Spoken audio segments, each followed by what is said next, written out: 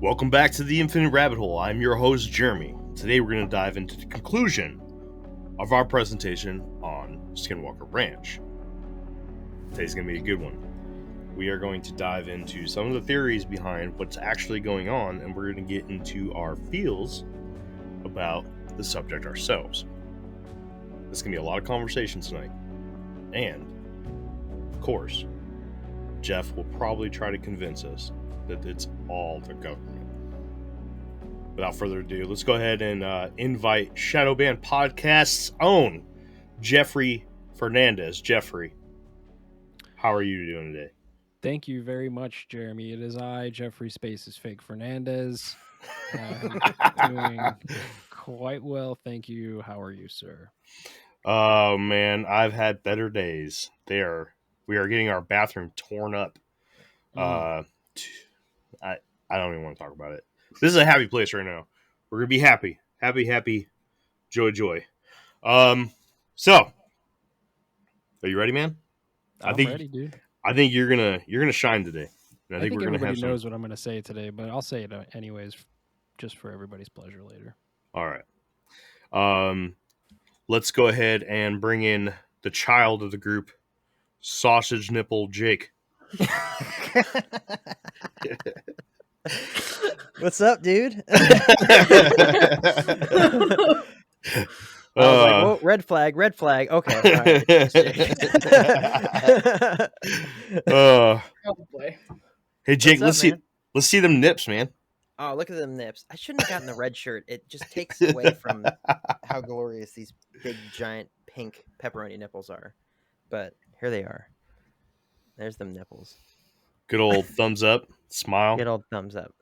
Thumbs up, smile, nipples. It's like one thumbs up and two nipples down. That's right. No, it's not the greatest shirt. You doing all right, man? Yeah, I'm ready to get into this. Right before this, I was watching the Hunt for the Skinwalker, and I didn't finish it. I got almost halfway through. I got a couple interesting tidbits that I want to bring up that actually somewhat changed my opinion on the events of the ranch. So when we get into it, I'll pop those out. So that'll be really cool. Cool. Yeah. Well, let's move on to.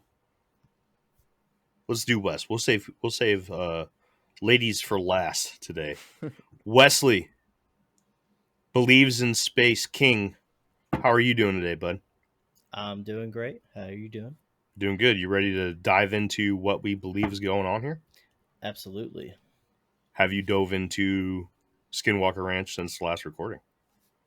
Yeah, I actually was watching the same documentary that Jake was. I didn't get quite all the way through it. I had a bunch of stuff going on this weekend, but I'm ready to hear everyone's opinions on everything. So the documentary that Jake's talking about, everybody, is basically the brother or the sibling to the book, right? It's by the same people, George Knapp and Colin Kelleher, and basically it is. I don't know exactly if it's a follow up to the book or if it came out at the same time, but there is some additional information. I watched about 10 minutes of it, and I was like, I can't do this. I already have my script. I can't do this right now. So at some point when we all get through the documentary, maybe we'll come back and revisit the topic, and we'll talk about the stuff that's in there that Jake's not going to be able to get to today because he's only halfway through. All right, moving on.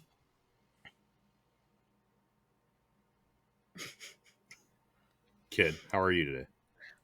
Fantastic. I was almost a little offended. But we're cool. It's because you thought I called you a child? Yeah. I may look like one, but that like come on. Jump into conclusions, Kenzar.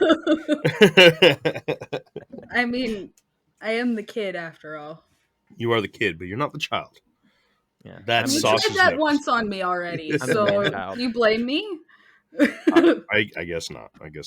Yeah. All right. Have you dove into Skinwalker Ranch since the last time we talked? No, I was about neck deep in my research project this weekend, so. True. I think we're doing that next week, right? Sure. Oh, wait. Yeah. No. Possibly and possibly not. I might have a guest. I still have to confirm that Ooh. they're still coming, but we'll talk about that when we get there. Um, Gonna all right. throw Kenzar right in the trash and grab some rando. That's So before we get into my script for the night, does anybody have anything to build on from the last couple episodes? I'm good. All right. Well, let's dive into some of the cool stuff that I found. Now, the format for today is going to be slightly different than what we normally do for the back end of episodes because there's so many different theories out there about Skinwalker Ranch.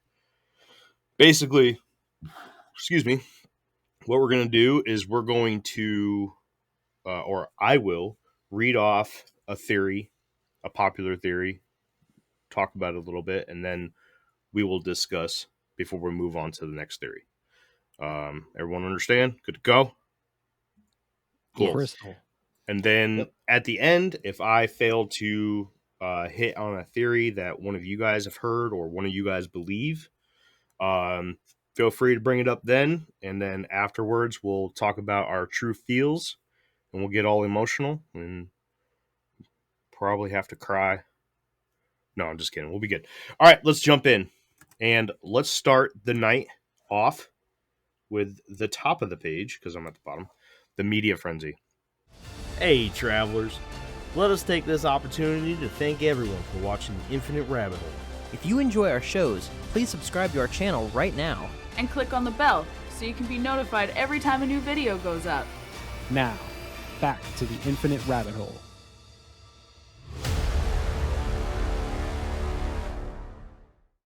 So, when Terry Sherman decided to go public in 1996 about what was happening on his ranch, his decision landed on relaying the details to a reporter by the name of Zach Van Eck of the Deseret News.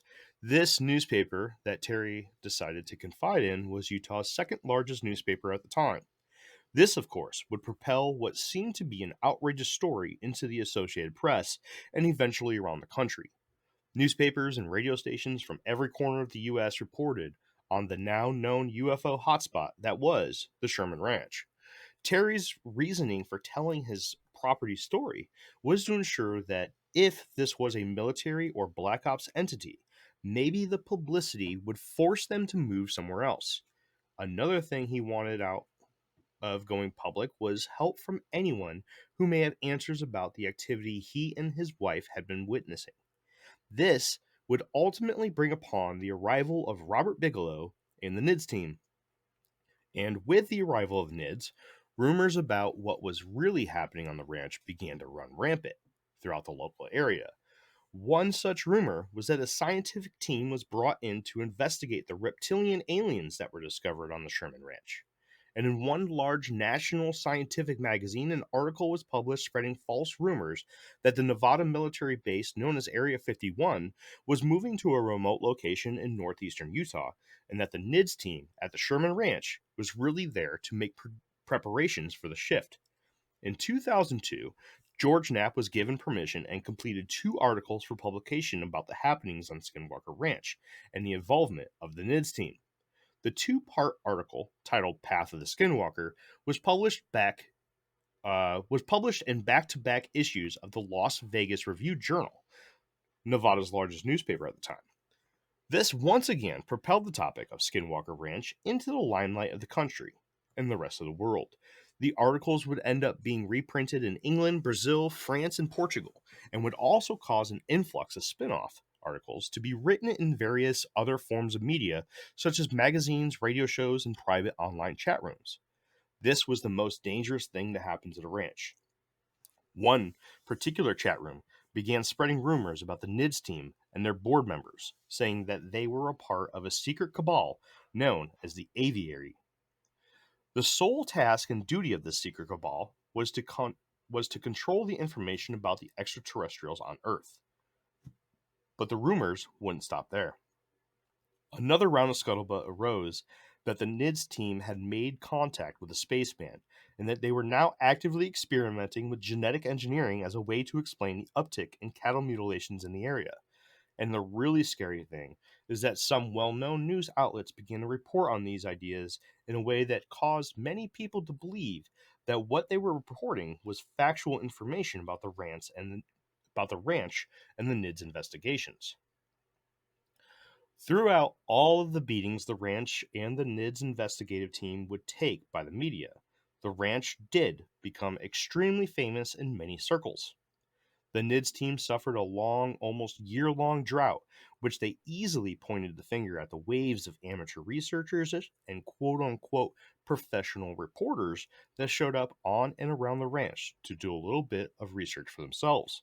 But as months went by and the huge influx of new and strange visitors to the ranch and the basin receded, activity once again began to spring up on Skinwalker Ranch. But the argument that many people make about Skinwalker Ranch is that most of, or all of the stories coming from the ranch are just that, stories. A decent amount of people do believe that the lore behind the ranch is no more than publicity brought on by a rampantly spreading and growing false narrative spun by Terry Sherman himself. Others blame George Knapp and his articles, while some more recent disbelievers think that the influx in books, magazines, TV shows, and podcasts on the subject do a disservice to the paranormal community for even reporting on such an outlandish topic.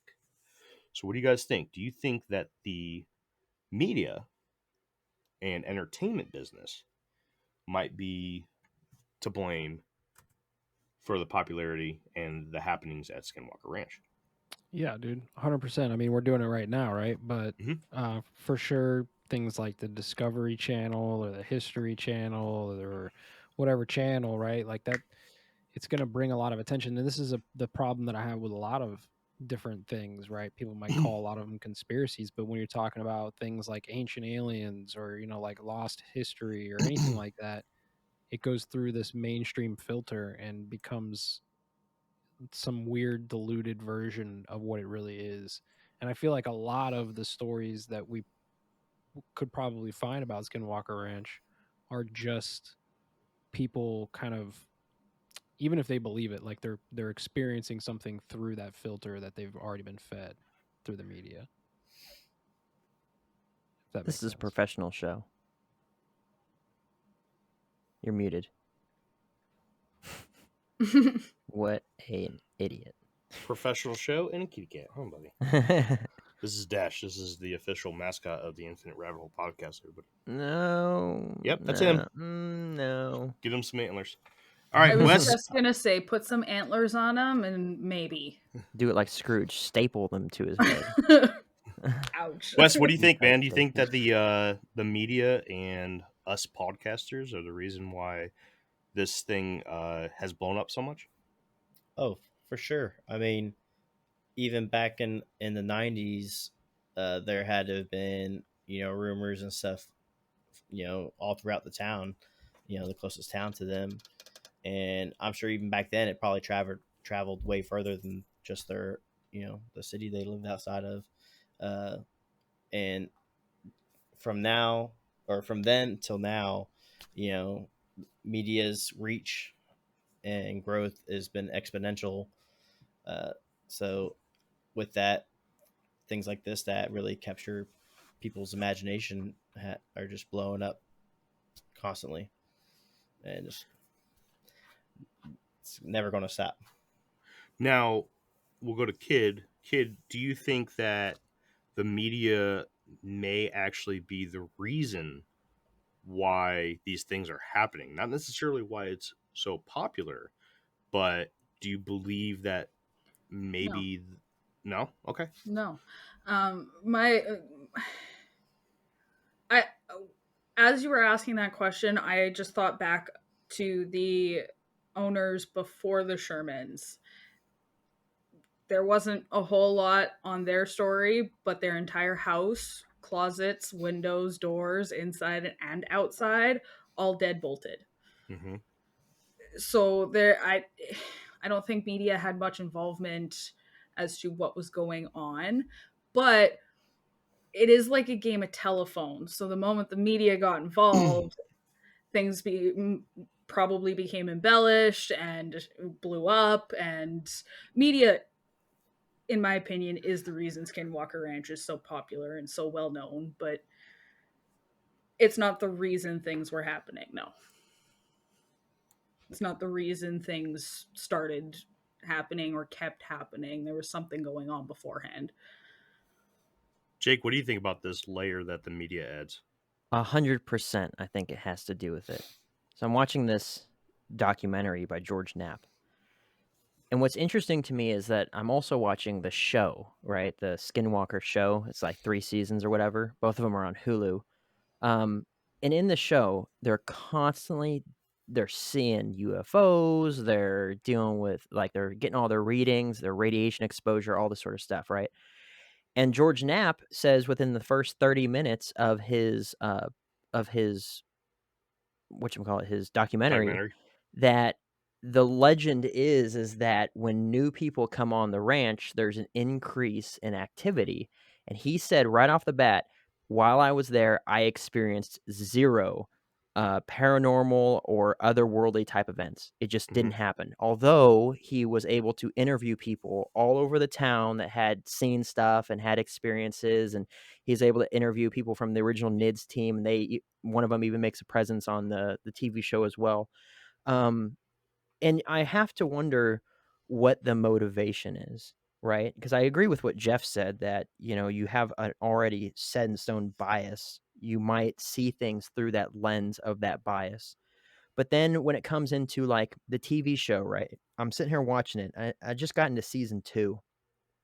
And I mean, they have seen all kinds of stuff, but how much of it is actually real and how much of it is edited? And the reason why I ask that is because what's the motivation?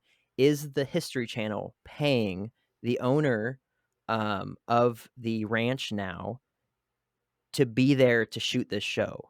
Is there a motivation money-wise to get as many seasons out of it, and in which case increase on the flair and the pizzazz? Because no one wants to see a show where literally nothing happens, right? Right. It would last maybe a season, and then it would be torn apart. So is any of this stuff flubbed, and whatever? But it's like, even like they're showing the UFO, it's a bright light in the sky, and they're showing it, and then what would have been originally the stillest camera in the world, it's on a tripod, it's panning around, you see these people, and then when it's focused on this UFO, it's just going like this the whole time. It's just shaking around, and then there's this point where this UFO is, and they keep saying it shows up in the exact same spot and it doesn't move, and then the camera goes like this, it whips down real quick, and they're like, there it goes. And then immediately afterwards, they say, oh, it's back. It's right there. It's in the exact same spot. So it didn't move at all, but the camera jerks really quick to make it appear that it just shoots out of the screen, when in reality, nothing actually happened. So was that thing even existing? Did they send something up into the atmosphere like that weather balloon in the first season with a reflective lining on it to make it look like something is out there reflecting the sun like a UFO? How much of this thing is actually real? I mean, people have their own stories and experiences and all sorts of stuff, but I think when it comes to adding media into that and money and contracts and all kinds of stuff, the level of craziness goes right through the roof. So when you get out of this level of, this is a place where weird stuff happens all the time, to, well, I don't know if any of this is actually happening at all, like any of this is actually real, because if there's money involved, there has extreme motivation to start just goofing off and doing whatever to make content, right? So, like I said, there's things from the documentary that have changed my opinion on what's going on, but it's still hard for me to grasp, what's actually happening versus what's being made up or what's being exaggerated due to the media's presence and the, extreme, levels of interest that are included now. So here's my problem. Well, I'll just kind of take a side note here to talk about the TV show. My problem with the TV show is that the Shermans owned the property from 94 to 96, right? 94, 95, and 96, roughly 3 years. And what we get is a couple books off of it, but still the happenings kind of come in these pockets. Like there are vast amounts of time, like up to a year, where there's just nothing. There's gaps of months and weeks of just nothing. But you show up to this television show on the History Channel, and every episode something's happening. As if it's just conveniently happening every week or every day. I think that they're only there for about a month out of the entire year for every season. Could be wrong with that, but I know it's a limited amount of time, and within that limited amount of time, you have more stuff happen than what would happen in a year for the Shermans. Right. And that's where I find it hard to believe that the TV show is as legitimate as it claims to be. Not necessarily just because of the money factor, because that does add a layer to the bullshittery, obviously. But I just find it hard to believe that something's happening so much, especially when the owners after Bigelow took over, it died way down. Didn't disappear. It still happened, but it almost went nil. That's my 2 cents in it. Does anybody else have anything to add before we move on to the next one? I would say Jake has definitely hit it on the head. I mean, but I don't think that's necessarily the ranch that's in it for the money. The media, whoever it is, they're going to make their own money, and I think that's really what's pushing it probably more than anything nowadays. But yeah, and I have to definitely agree with you, Jeremy, with the things ramping up all of a sudden when there's a TV show being filmed there, when there's been however amount of time in between whatever events, phenomena, whatever you want to call it. I mean, everything's dramatized because people love drama. Yes. So that's going to literally be in anything you see on TV. It doesn't matter if it's the History Channel, HBO, or even pick your favorite news channel. Things are going to be ramped up a bit because that's what draws people in. I'll tell you what, though, as much as I look at like the TV show versus I didn't read the book, but Jeremy went pretty thoroughly through it, and Wes went thoroughly through it. I'll tell you, there are some parts that have really bothered me. Like as far as like freaked me right the heck out. Like last night, I went to bed right after watching, I think it was season 2, episode 2. And basically what happened was they were doing this, they had this Jewish guy or a rabbi that was doing a bunch of prayers and stuff at night. And they had the Homestead 2 focused on with, what was it? Like a heat lens or whatever on the camera, Yep. and you see the entire house and everything around this house, pretty much like, was it bright or dark red or light red is the hottest, and purple and black are the coldest. And you see the trees and the surrounding area, and it's all relative. So it's like, the temperatures may be just so, but my hand would probably be red, and then everything expanding outward from my hand would get darker and darker and darker because it would be, less hot, right, than my body temperature. So it's all relative to each other as far as I know. But basically, the trees and the surrounding area and the rest of the house was red because it was warmer than the focal point, which was the doorway, and it was just deep oil slick black with purple around it like an eyeball, or if you could imagine it, a being standing in that doorway. And even as they're approaching the house, everyone goes running over there to go investigate and see, why this is doing this. Is the equipment messing up or whatever? You can see their red images, their silhouettes of these 4 individuals running towards this point, and you can see them all right here. And they go in there, they say it's like, 20, 30 degrees colder. It's like, it's crazy cold stuff. that one creeped me right the heck out. And then I had to go to bed afterwards, and it kept me awake for like 45 minutes where I'm just like, something's going to jump out at me. You know, like there are some points where I don't entirely disbelieve that there's craziness going on that ranch. But again, it's hard for me to know what is real and what's going on, and then what is fake and made up, or at least exaggerated. Because I mean, just the simple fact of, if you guys have seen any movies in the last couple years, most of what you're seeing is CGI. Like, these people are, it's the actors in front of green screens.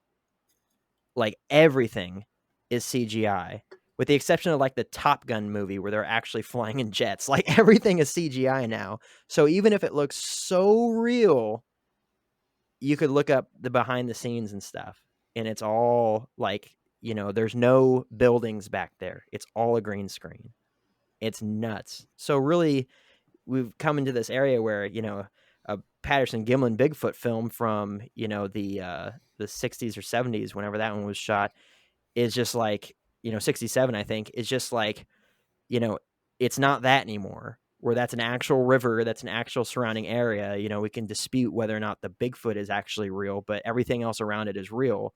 Nowadays, you'd see a video like that, and literally nothing could be real. It could all be CGI. It could all be made on a computer. And, you know, and there we go. So I have the hardest time seeing that stuff and being like, this is actually happening, because as far as I know, the scientists right there could just be getting paid to pretend like there's a UFO right there, and they could just have a spot, you know, in editing that they put inside the, you know, whatever. And it's like, it's rough. It's hard to know, you know? Yeah. Kind of to add on to that too, like you were saying they're only there for like maybe a month. I don't know the exact time frame, but I know it's limited. It's They a go the short same period time of every time. year. Okay, Yeah. so it's a short period of time. I have a hard time believing that in this month, 2 month time span that's just it's like that's the season for things to happen. I don't think that's happening. I don't think it's that frequent. I think it's more sporadic. So for all we know, like Jay said, they're just exaggerating a bunch of things and embellishing a bunch of stuff, and they're only getting maybe 2 episodes worth of footage out of 2 months, 3 months expedition. So yeah, no, I'm having a hard time that believing that media is telling the truth about Skinwalker Ranch, but it's definitely pulling attention to Skinwalker Ranch, which is usually the point of media, is to pull attention to something. All right. What do you guys think? Move on? Yeah, I'm satisfied. All right. It gets fun from here. I think this one's for old Jeffrey. Military psyop. It is no surprise that many believe that Skinwalker Ranch and the Uinta Basin lay home to a playground for experiments of top secret military weaponry, gear, and techniques. Aircraft that defy physics, cloaked figures, stealthy lights and craft, gateways into other dimensions, chimera-like creatures, and highly lifelike holographic displays. This explanation goes back to the original owners of the ranch. Before the Shermans, the Myers family were the owners of Skinwalker Ranch. This well-documented hotspot for all things paranormal and supernatural seemed to not be an issue for the Myers family. Could the Myers have signed an agreement with the U.S. government that allowed the use of their rural property for top-secret experiments? Many believe yes.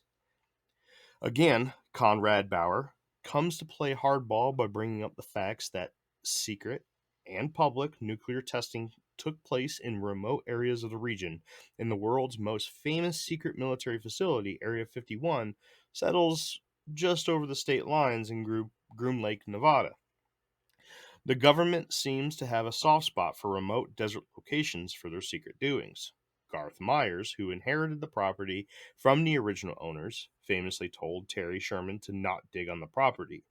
Those who are familiar with the TV show Secrets of Skinwalker Ranch on the History Channel Know that the current research crew members are still wary about the concept of digging on the property due to documented issues that happen when they do.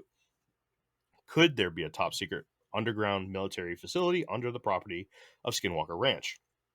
Nuclear bunkers were speckled all throughout the country during the years of the Cold War, many of which were made into bases and bunkers, and many of those were in the remote desert areas of the West.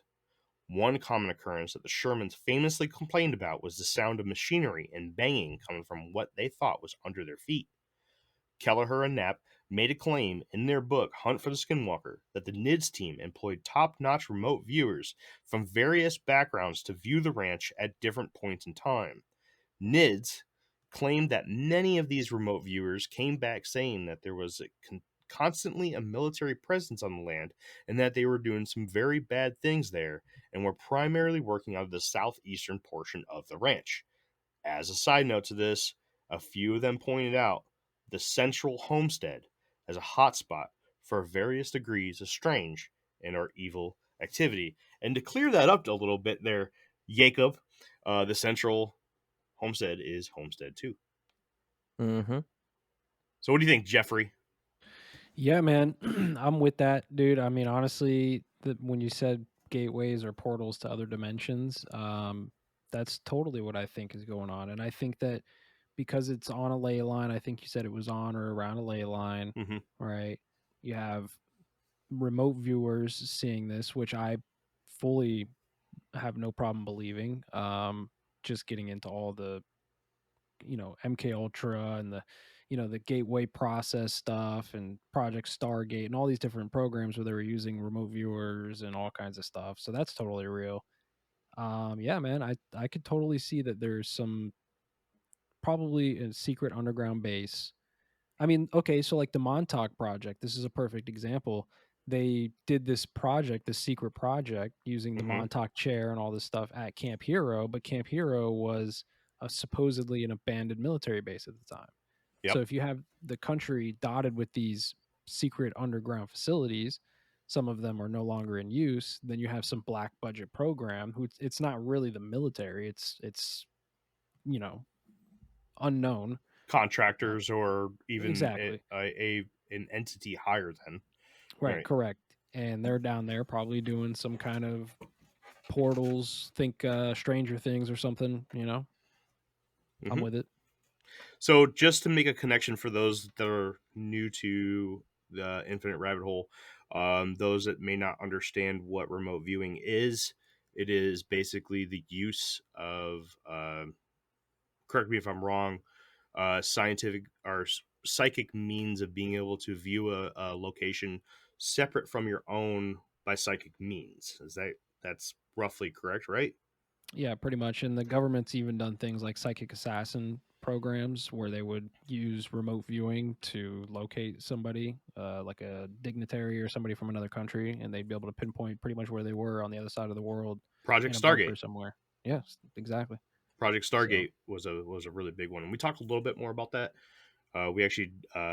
I actually am the only surviving member of that episode, but we went on to Everyone another. else is dead. we went on to another podcast, and I bring that up in my little spiel later. But moving on, let's go, Wes. What do you think, man? Oh, you're yep, muted. Excuse me, professional. I'm an idiot. Totally pro. Anyway, I'm with Jeff where this ranch is located. It's basically just like a tear between some other dimension, or maybe multiple dimensions. Who knows? I don't know.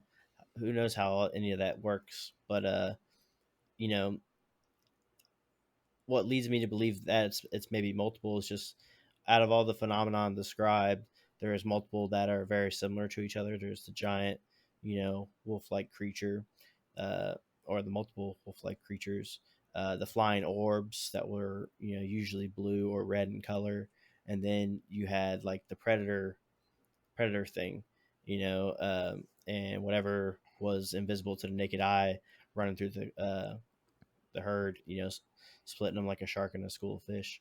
I don't know. There's just multiple things coming out, slipping through into our world for short periods of time, and yeah, I don't know. Yeah, it's strange because everything that has happened on the ranch. I'm gonna jump a little ahead right now. I'm not gonna give you my full view on this, but everything that's happened on the ranch can kind of be explained by some sort of military black budget um, project, right?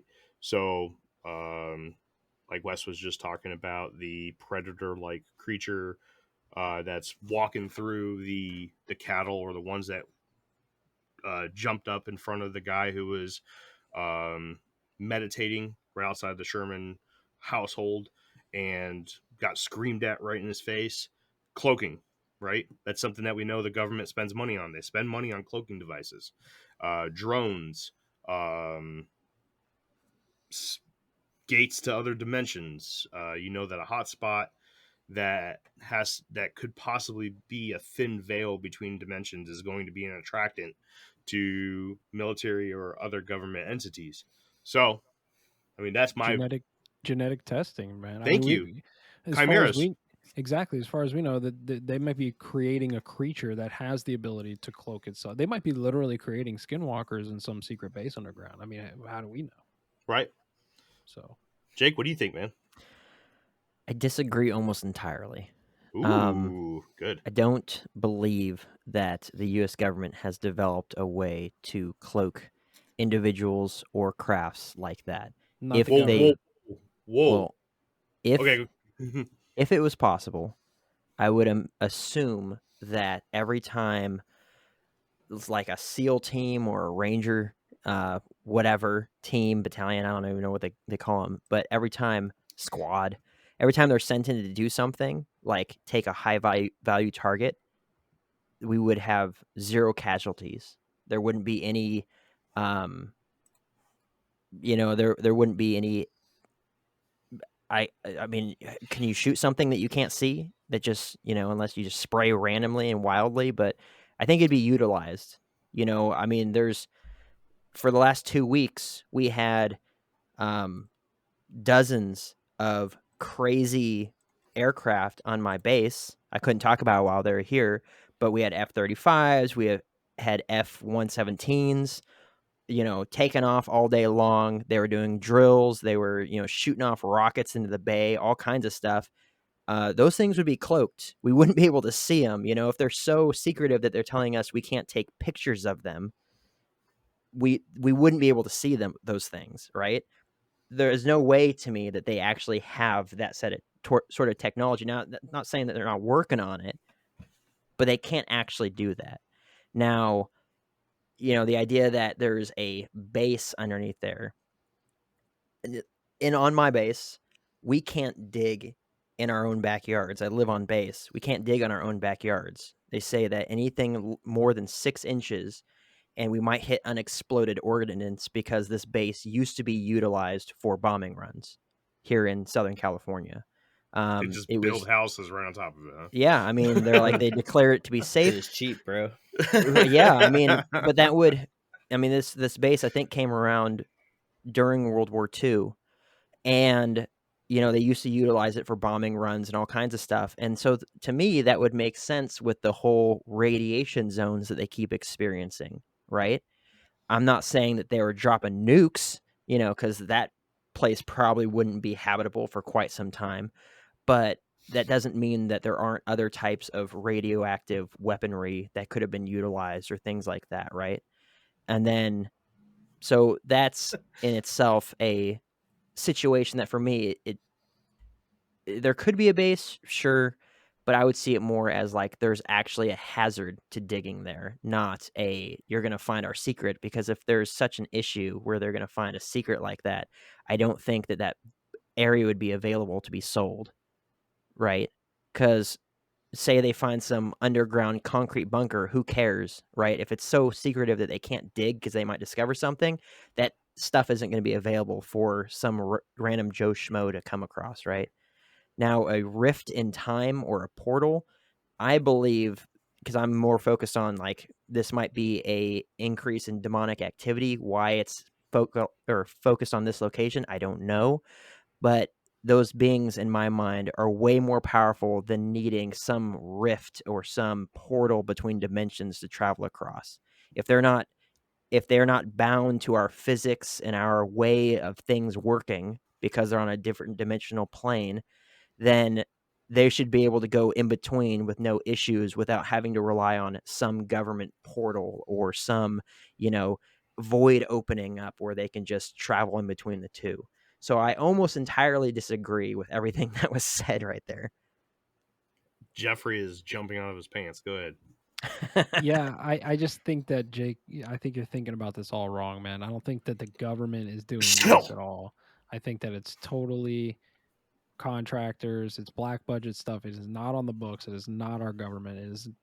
It's probably taxpayer funded, but it's totally off the radar. And they most likely do have this technology, and they just haven't been offered the right amount of trillions for it from any government, or they are just working on it. But there's so much there. And then like the portals and the demons and that, like, yeah, I totally think that you're right, but also that doesn't mean that we are not peering into other dimensions and other data or information or entities are coming through that might be uh skinwalkers, man. How many trillions do you need? We watch our government print off dude. money like it's toilet paper. It's like, here's some more toilet I'm paper. just saying that just because one fly. the stuff that we know about isn't cloaked with this type of technology doesn't mean that it's not being utilized. The secrets, the real secrets that are happening, especially with like, special forces or something like that, dude, we don't know what is really going on. You know what I'm saying? And I'm not just saying like your Delta Force, Navy SEALs guys, but if there's something that really has to get done with zero casualties, guaranteed you they're cloaked. And they're probably super soldiers and all the rest of it. And we just have no idea that this unit even exists. So I just want to point out that if you're above the government, right, if you're some of these secret black op uh, entities, that money probably isn't what you need. I don't even think they're using money to do True. what they need to do. Probably data. Data, services, and data is literally the value, because I believe, now that I'm no longer a shill, I can say some of my true thoughts here instead of shill Jacob over here just not believing Here anything. we go. Jeremy's about to go to prison for this. Here we go. Let's hear it. No, Canceled. I won't go too deep into my thoughts, but I don't think money has a value to these entities. I don't think that any value, any quantity of money is worth anything to them. They don't use it. I mean, they want something done, they just do it. I mean, how do they get the goods and whatnot? Yes, that's when the government comes in and prints off money and uses it, because the the dogs that are out there making these things, or whatever the materials used to produce this stuff, needs money. Like, we need money to live. We're just eating out of the government's hands. Um, but if you're one of these black op institutions, they don't use money, dude. There's no way. Data and services is what they need. And honestly, services isn't really even a problem, and data's not really even a fucking problem. I don't even think they really have a currency. They're never going to get rid of their stuff. As for why is this property even for sale? Well, I mean, it depends on what they're doing. If this is a hot spot for all of this quote unquote paranormal military psyop stuff, why not put somebody on top of there to make it look as average as possible?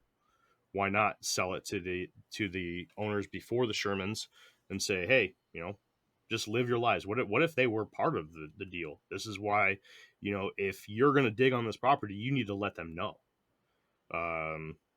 because they're literally fed by this entity that lives right below them, whether it's there or not anymore. Because another little spoiler from my opinion on this is that the more recent we get, the more unlikely that I believe Skinwalker Ranch is really anything. I think that during the Shermans and during, like, up to 5-10 years ago, I think we were dealing with some pretty cool stuff there at Skinwalker Ranch. I don't think it's completely gone, but the more we dive into the History Channel show, the more less believable I think it is for recent. And I don't think that government entity is there anymore. I think I they're want long gone.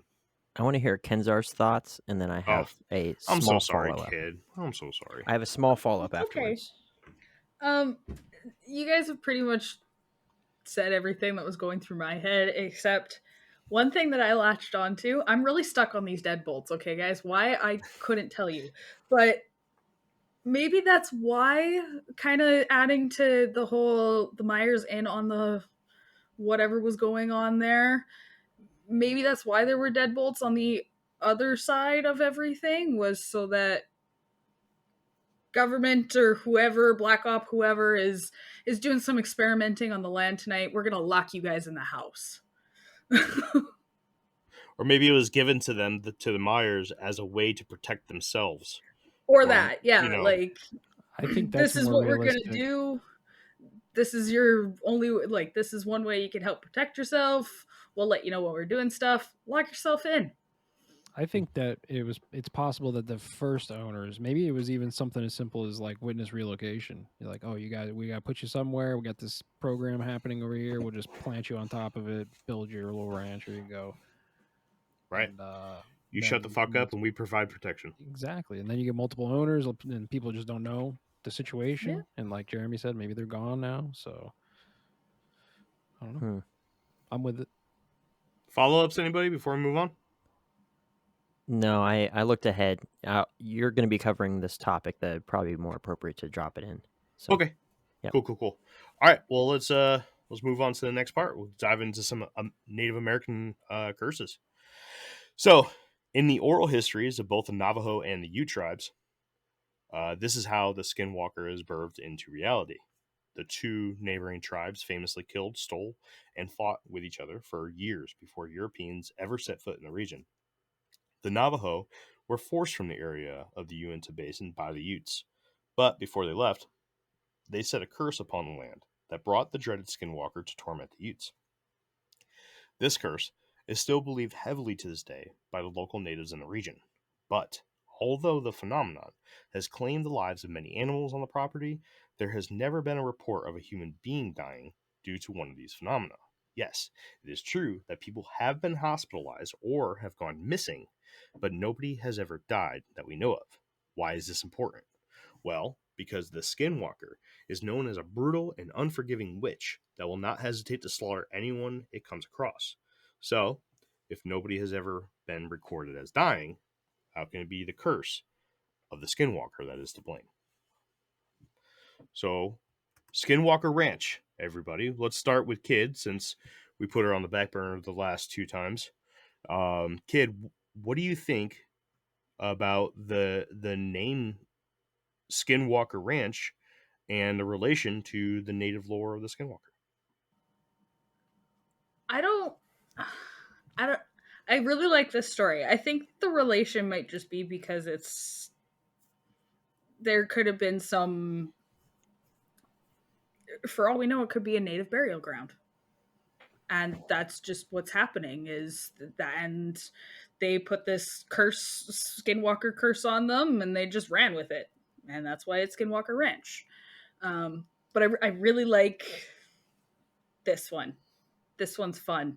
This is the one that a lot of people really latch onto. A lot of people call them flesh pedestrians, because the whole you talk about something and you manifest it and it starts to show up, and Tulpa. So so people don't want to say Skinwalker because they're afraid that it'll show up, so they call it a flesh pedestrian instead, which I think is honestly ridiculous, but it's way worse.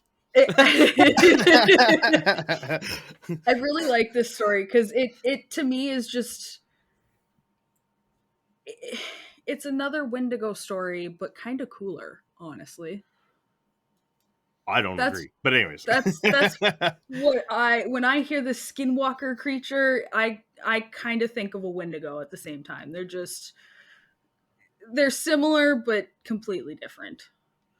So the Skinwalker is a witch right? Basically, somebody Yeah. who has killed somebody of their own blood, earning the right of a evil practitioner of magic, and the Wendigo is basically a cannibal zombie. Well, yeah, but I mean, in the sense of like, It's a you ask spirit, somebody, spirit of a yeah, cannibal yeah, zombie. the It's whole not. paranormal aspect of it. Yeah. They're similar, but they're different, and that's what it kind of reminds me of, and that's why I kind of like this story, this portion of it. I don't Same but know if, different. yeah, I don't know if there's something out there, but it's kind of cool to think. Right on. Gentlemen, free for all. Who wants up? Yeah, I think I think there's something to that. Honestly, I think the fact that it's on a ley line tells me that there's something going on there, and has been something going on there for probably a million years or more, millions of years. I don't know. So to think that going back a few hundred years, a civilization of people were aware of some energies in this area, so they would, you know, cast this curse upon somebody else in this area. Makes sense that maybe there was some power to that. Maybe there was some power to that curse, and something was happening. And then later down the road, with technology and all this research and shit, then we come in and, oh, this is a perfect place for us to do our experiments with this interdimensional whatever, or our whatever it is, right? So I can see a connection between the two being a thing. Again, it's a great movie. This would be a great, I'm sure it's a movie, but just that aspect of it would be a great movie. Like the Native Americans, and then they put the curse, and then like 200, 300 years later, you have, scientists in a deep underground bunker fucking around with some entities, in the same spot. Right on. I'm with it. Yeah. What about the other two boys? Wes. Don't everyone What's funny? speak. Don't everyone speak at once. Yeah, you flubbed that one. Wes. Smart Tongue ass. tied over here. Okay. Shit. I was gonna say, I think I still believe that it's just some interdimensional crossroads and is bleeding over into our world. And maybe it's been happening within a certain window, and say that window was before the Native Americans in the area, and that's where they end up witnessing, this, crazy events, in this area, and that's where those tales came from, of the Skinwalker. I don't know. I believe a lot of old, tall tales, or I don't know another word for it. Lores and mythologies. Lores and mythologies. There's some truth in, where they came from. It's not just pulled directly out of nothing. There's always something inspiring, something else. And I think their tales of the Skinwalker is just things that they have experienced, and now we're finding out that others that lived in that area, they experienced similar things. Yeah. Jacob? I think that, okay, a couple things. So if I'm going with the idea that I have of demonic activity, literally, like at the beginning of the Bible, the angels that became demons basically tried to follow Satan into becoming like God, and they were cast down to the earth, right? So before people even started spreading out, there was demons all over the earth. Not in hell. There's actually, hell's vacant right now, but so the Native Americans would have had to have run-ins with demonic activity probably quite frequently, because they engaged with things like witchcraft and all kinds of stuff, right? And rituals, and not all the time, but certainly there was that sort of stuff, that sort of aspect to their belief system. So, why would they not have some sort of lore or legends to describe the things that they saw or the things that they experienced? And if these things are happening on this ranch, then it makes sense that they would attribute it to, you know, their explanations for the things they were experiencing, or the things that they saw, or, you know, whatever. Maybe it's just happy circumstance, and maybe it's, you know, there's some legitimacy to it. Let's see. Also, I forgot what the other point that I was going to make was. But funny thing, I'm following, since I'm running the show's Instagram, or at least I post on it, I have us following hashtag cryptozoology. And to Kenzar's point of not Skinwalker, the Wendigo, a tattoo artist posted a tattoo he did, this crazy like half sleeve of this, you know, Wendigo like you'd see in any movie, where it was covered in fur, it had the deer head on it and stuff, and it was like ripping something apart, and it was all splayed out like this. And everyone's like, oh, super cool tattoo. And he said like hashtag Wendigo and all this stuff. And I almost posted the comment, won't it suck when the person who has that tattoo finds out that's not even close to what a Wendigo looks like? But I didn't. I left it alone. But I was thinking about it. I was like, well, that's a cool deer monster. It has no relation to the Wendigo whatsoever. That's kind of what I was getting at, though, is like people don't really understand they don't go out of their way to understand the difference. So a lot of people, you just say Skinwalker, and they immediately intertwine the two. A Skinwalker is a Wendigo is a Skinwalker. I like the stories, both of them, because they're both very cool stories, and the paranormal aspect of both of it, the spiritual aspect of all of it, and then it ties back into native lore. I think that alone, is just awesome. So that's kind of why I like this story a little bit more. That's why I kind of like compared the two to each other, is they're both native lore. They both share some sort of evil looking creature, whether that be a paranormal thing or a witch. Doesn't matter. Matter. But again, to add to that is people they just intertwine the two. A Skinwalker is a Wendigo is a Skinwalker. They're all the same to people, which is kind of sad, honestly. Well, yeah. I remembered what I was going to say, too. What if the reason for being told they can't dig is not because of a military base, but because it was discovered at some point that is an Indian burial ground?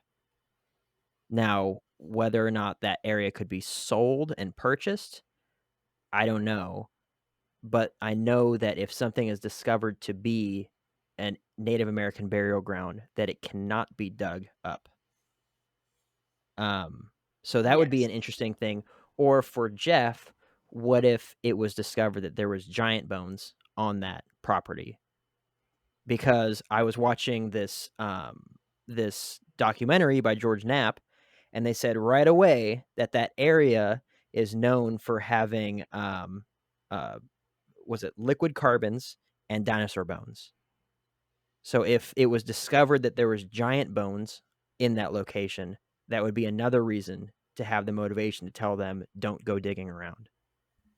Maybe we can't contain a 700-acre piece of property from being purchased or sold or whatever it is, or something like that.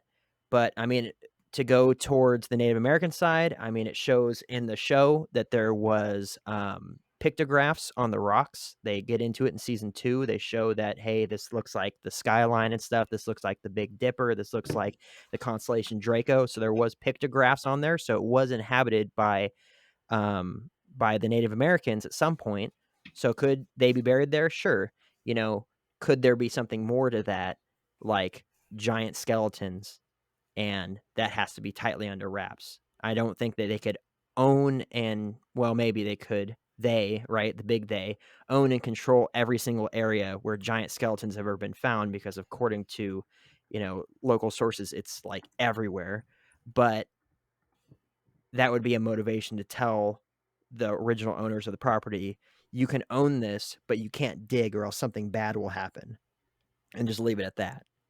maybe it was originally, if you find something while you're digging around here, we're going to come kill all of you, you know, something bad will happen or something like that. I don't know. So does anybody else have anything to add? Because this is a great segue into the next part. Nope. Okay. Jeff, here's another one for you, buddy. It's because I love you. It's the beard. So trying to become beard brothers. Can I take a 2-second break real quick? All right, you just got to edit it out. That's fine. Yeah, I'll be right back. Hold on. Jeff, let's go. Jeff, I think you're gonna like this one. I don't know if you're gonna like jump on board or be against it, but I think this is interesting. Because I found this in one source and I wasn't going to include it, but I kept it for you, buddy. Let's go. Freemasons. The secret society / fraternity known as the Freemasons are a mysterious group with branches all over the world and time.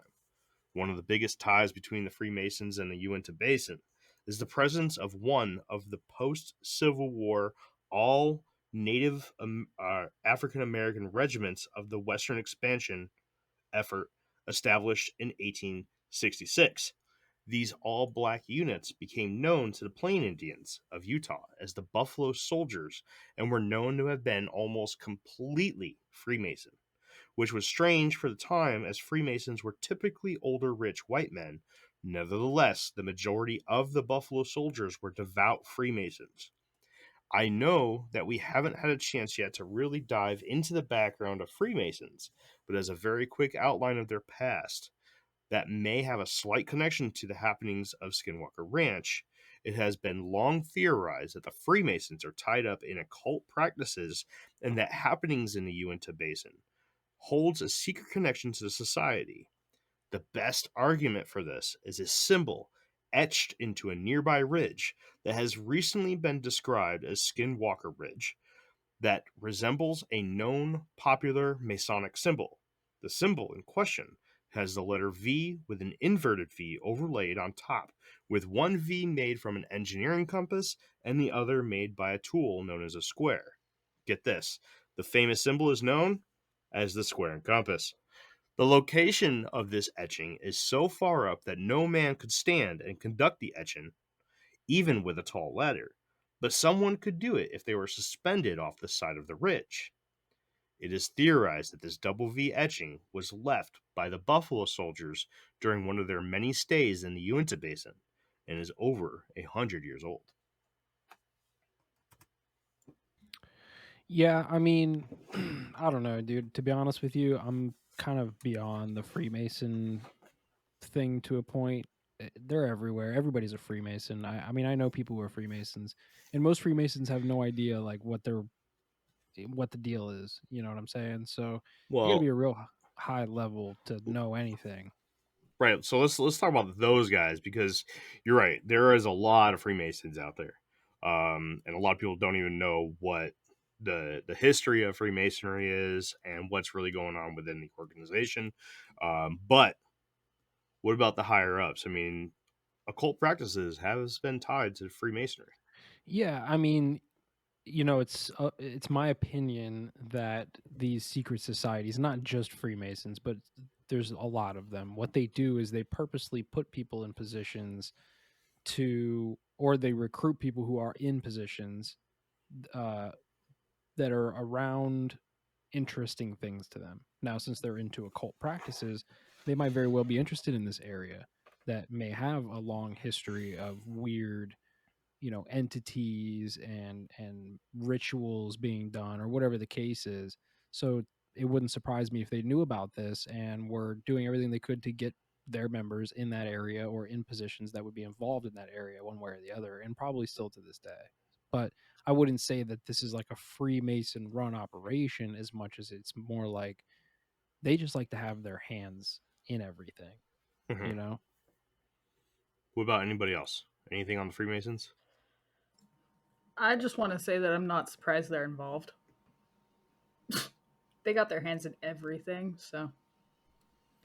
Yeah, I don't think it has any relation because I mean, like even like the Masonic temples, right? Most Freemasons probably have no idea. Like, there's a lot of Freemasons in the Navy, like in the E7 and above club, right? You see a lot of them on license plates. And I don't think that most people really know what is going on at the top levels, but you'd have to assume that the people that are running like the Masonic lodges, they probably know quite a bit more about what's going on and stuff. I don't think you could be running a lodge and not have access to certain information. But you got to figure how many Masonic lodges are there all over the place. I mean, there's 3 within, a few miles of me here in SoCal, but this area in Southern California isn't anything like Skinwalker Ranch or the activity that's going around it. So if there's the same sort of practices being done all over the place, but there's only one Skinwalker Ranch, I don't think it has any relation whatsoever, besides that these people existed in the same location as Skinwalker Ranch. Now, the reason, other than Jeff, that I did include this and why I find there's importance here is because of the time frame. So this militarized unit was created to push natives out of the area. And you go back to the curse that was put on by one native group to another native group by way of the Skinwalker curse. Now, if you see this picture of the petroglyph, that's why I thought this was a good tie-in. It does look like the Masonic compass and square, or square and compass. Can it? I mean, is it? There's not 100%. And again, I wasn't going to include this if it wasn't for old Jeffrey here, just because I found it in one source, and I don't like including things that I can only find in one source because usually it's a little sketchy. But I find it interesting because of the time period and what the task was by the group. Yeah, I think like Jake said, they just probably happened to be there. And this is more of a happenstance than not, but it also might be that somebody higher up put them there and that they were just there by happenstance. Mhm. But I don't think that there's any real significance to that other than they just like to be involved in literally everything. I gotcha. Wes, you got anything there, man? I don't think the Freemasons are anything. There's anything left of what they originally was. I mean, I don't know. I see all kinds of people that are Freemasons, and I'm pretty sure they have no idea what it's really about. So I don't really lend any credence to them really having any involvement. Gotcha. All right, good to move on. Good. All right, let's get back to the weird shit. Parallel World Gateway. Here you go, Wes. We'll come to you first on this one, all right? Could the location be an area that nears a parallel world on a dimensional level that we cannot perceive? Remember, there have been a few documented reports of windows or portals opening up before someone or something comes out of it.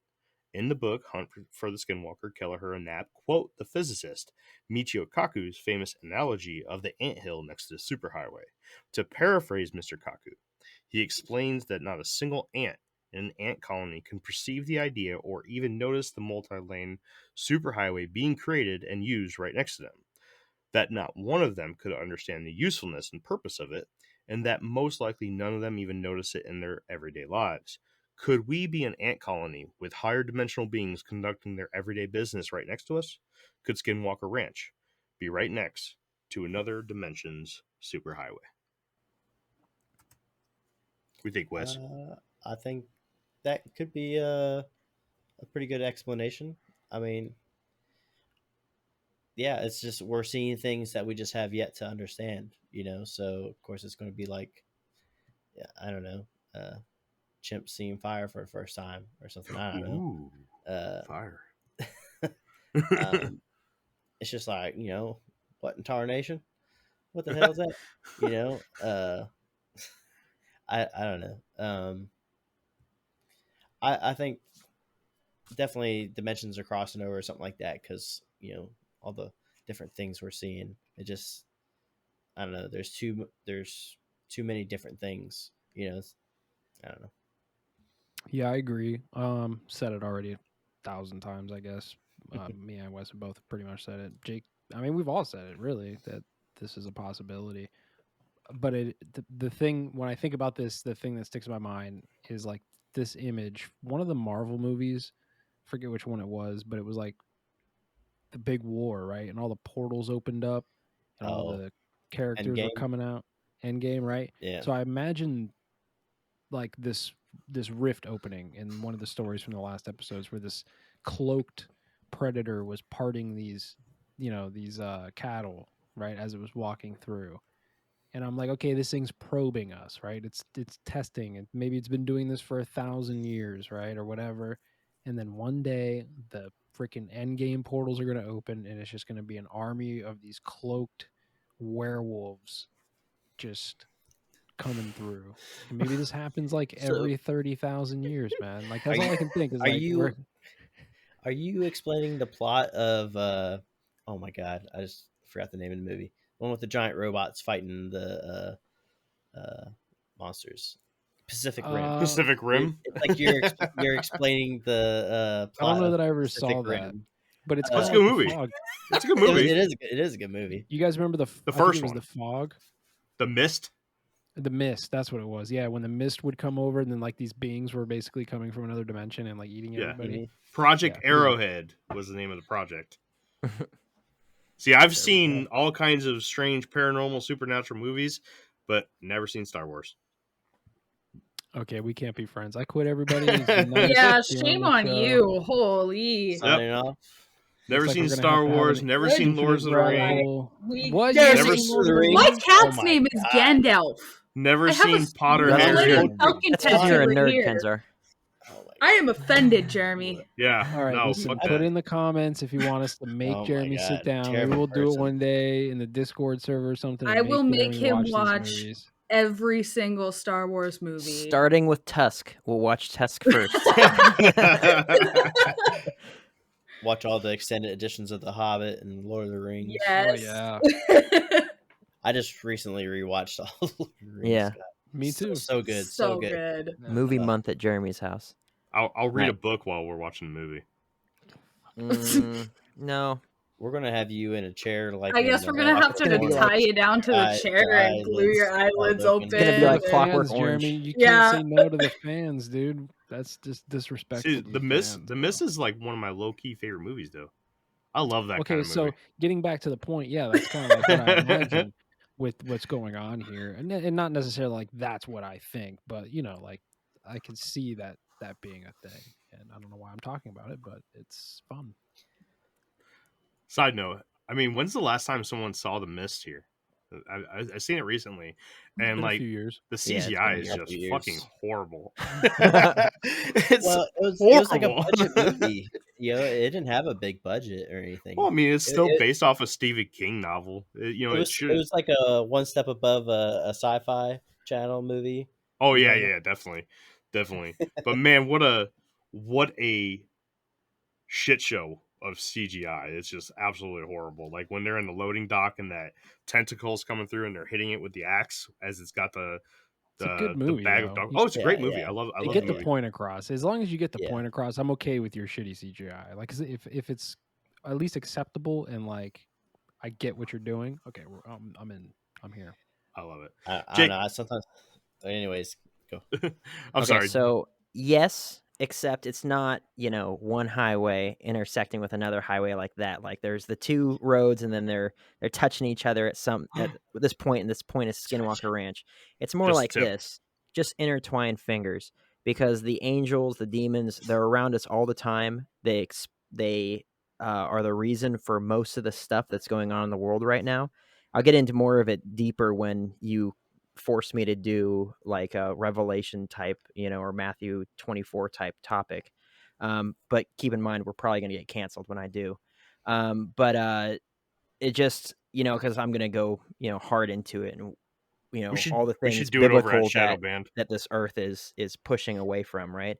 But it's more like this, right? It's everywhere. It's not, the ants and then the highways going past them and they don't notice it. It's that the ants are on the highway, in the highway is everywhere around the ants. So basically our worlds are completely intersected in every which way. It's just that We can't see it because it's invisible, because it's not in our, you could say, dimensional plane, or you could just say that spiritual beings without a physical body can't be perceived and seen. Maybe they can be seen through technology sources. Maybe that's what we see in the show and stuff. I don't know. But even then, I think that's kind of a stretch, right? Something's not bound by our physics. It would be able to escape our instruments that are bound by our physics, right? So I don't necessarily know if that's even a thing, but yeah, I don't think that in that regard, Skinwalker Ranch would have any sort of like special qualities to it, because it would be literally everywhere. Although, back to my original point, I do believe that there's increased activity there. The question that I have is why, and I researched it. Why would that be? And I came up with nothing. Right. So it's just like, I don't know. Maybe it's just more focused on that area because there's a lot less stuff going on anyway. Like Jeremy, we talked about with the town that you just moved to, that I'm thinking about moving to after the Navy, and their biggest like thing in the last month or so was that there was a victor from the national mullet championship that got first place there, and that's huge news there. So if you could imagine any sort of alien activity or demonic activity or even strange natural phenomena, whatever, happening in that area, it would be so focused on, because there's really, if you look at all the other stuff, there's not much else going on. And that's what draws me to the location, because I want some dang peace and quiet. But maybe this is similar to that. Other than, if you took all the Skinwalker stuff and you just kind of put it on a shelf and you looked at the town or the location or the county, the Uinta Basin County or Uinta County, I think it is, there would really be nothing going on. But because this is going on here, it's such huge news versus other areas where that stuff also occurs, but it's mixed in there with constant carjackings or constant murders or something like that, right? So yes, it appears in the news, but it's brushed over with other things that are constantly going on. So maybe it's just that lull of activity is a focal point for that, or the focus of it is then, all the stuff that happens everywhere else as well.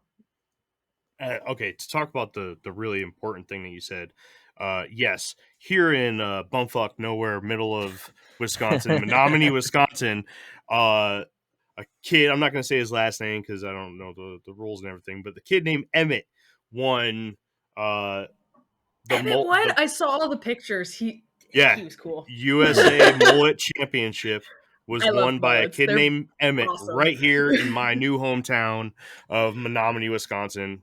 Fucking kid is an absolute stud. Mullet is a absolute beautiful awesome. He's got a mullet / mohawk, and it's like, holy shit, dude! Awesome. Like, what are you like? Who's gonna beat that? Nobody. That's why fucking Emmett won, because he's a badass. Guard your moms. I saw those pictures. They were badass. Yeah. Yeah, 8-year-old Emmett's coming through. He's all right. We'll give him 10 years, but then that mullet's gonna be just tearing it up. But I wanted to say, kind of like to add on to what Jake was saying, the highway like being more intertwined like fingers. It's, as you were explaining that, I thought almost like a nesting doll situation. Every time you get deeper and deeper into it, you're finding a new highway, which is covered in a different dimension, and you just keep opening up different layers, or opening up the next doll, and you find a new dimension. And that's just how I was relating to it in my head, was you were playing with a nesting doll. All right. You guys ready to move on?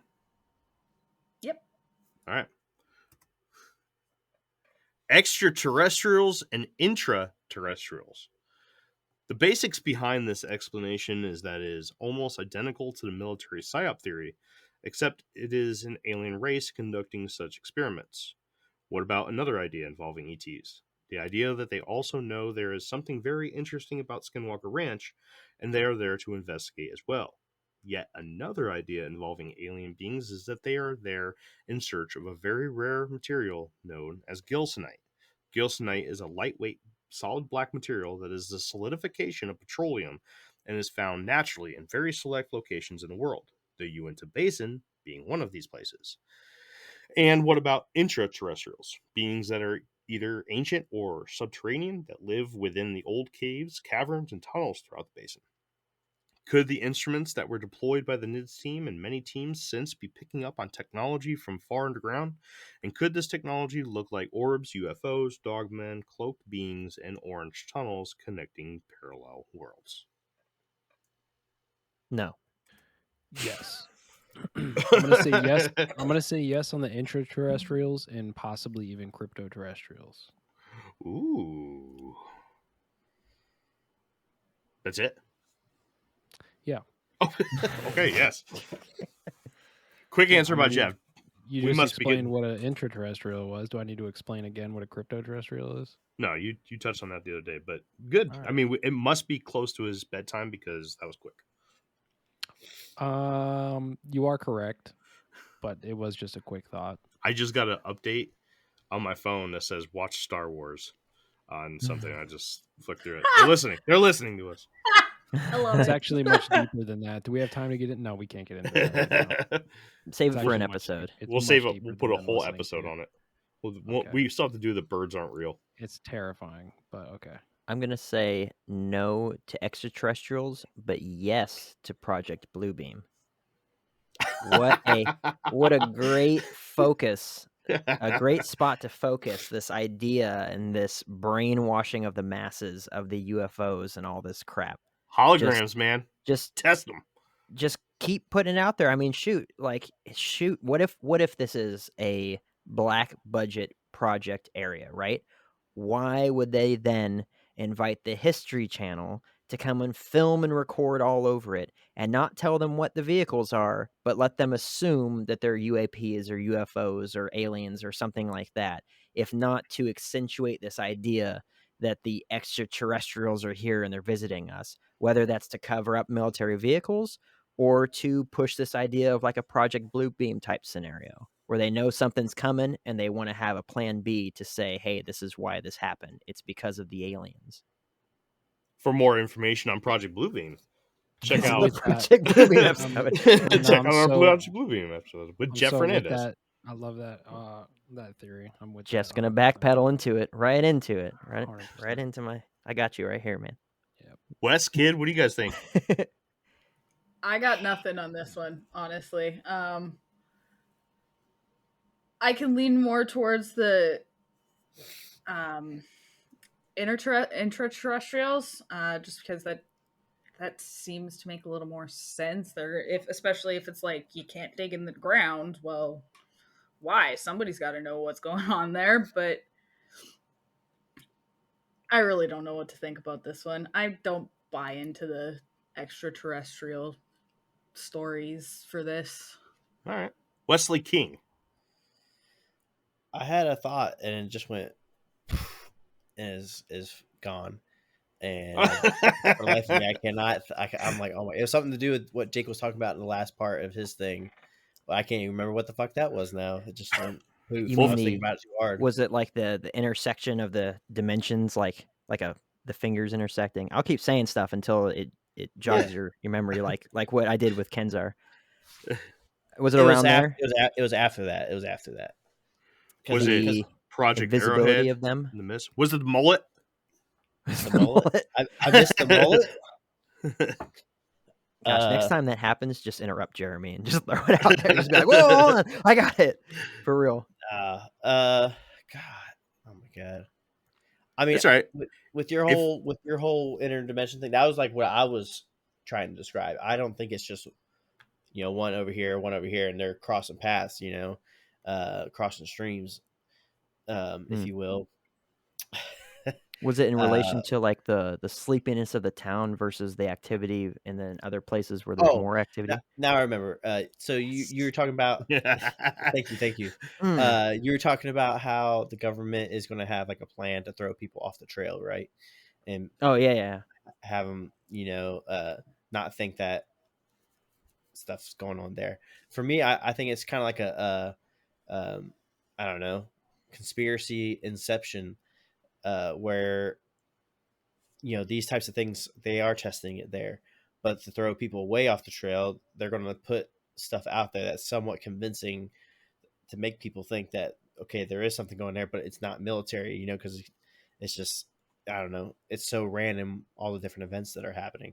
So I don't know, maybe that's just their, I don't know, they're like 10 moves ahead of us. You mean like maybe there are, say, people walking around in cloaking devices, chimeras, all kinds of stuff focused in this point, but instead of saying, well, obviously this is what we're working on, they're just allowing people to discover it, and then people's just imaginations are running rampant everywhere, every direction, except for black budget or government activity. Yeah. Cool, It's done. Except for that's exactly where I'm going. Shut up, Jeremy. What a segue. That, like, I think that's totally plausible. I'm sure that the government is doing that, and for a lot of different things on purpose, because I don't know, I can't think of an example off the top of my head, but it's I don't know, it basically takes care of itself, that there's very little the government has to do except get it initially going, and then it just kind of feeds on itself and it's self-sufficient after that. Was there, this is more of a Jeff question, or maybe Jeremy too, was there the Philadelphia experiment, though, I guess theories surrounding that, was there anything that came about that pointed away from the government, or is that mostly like, No, everyone looked at them and they're like, that was the government? The Philadelphia experiment is a well-documented government experiment. Are you talking about the Montauk Project? Or the Maybe, I Philadelphia mean, experiment? has there been any, like, getting away from like the UFO UAP thing, has there been any like government experiments that have happened where it really led people into these other just random locations versus immediately pointing at the government and saying this was a black budget project or something like that, like where it was successful in like all leading the time, people dude. away? That's what false flags are. Well, I mean, because I agree with Wes. What's a specific example? And personally, I have none, but you guys would be the ones to go to for that. Any false flag, that's exactly what it is. I mean, the details will change, but I mean, like the Gulf of Tonkin, for instance, that was, we totally thought that this was some shit that went down, and we went over there to handle business. Come to find out, it was totally not some shit that went down. So the government totally had us looking over here at the left hand while the right hand was pulling a magic trick. And that's I have no idea what that is. That's the reason we went to Vietnam. Yeah. Oh. Yep. No idea. Sorry. Pick up a history book, bud. I can't read. They didn't teach me how to read in AD school. Anyway. It's true, they don't. Yeah. This literally affects the branch of military that you're in. No. Like this was a Navy incident. I am a aviation Navy. I'm not some boat donkey. All right. Started one of the biggest events. No, sir. One of the biggest events in the last century. All right. No. It's like I hear what you're saying, but it's just wrong. So Well, the point is yes. Any false flag is look over here while I do something over here. Okay. He be no boat chuck shoe. Okay.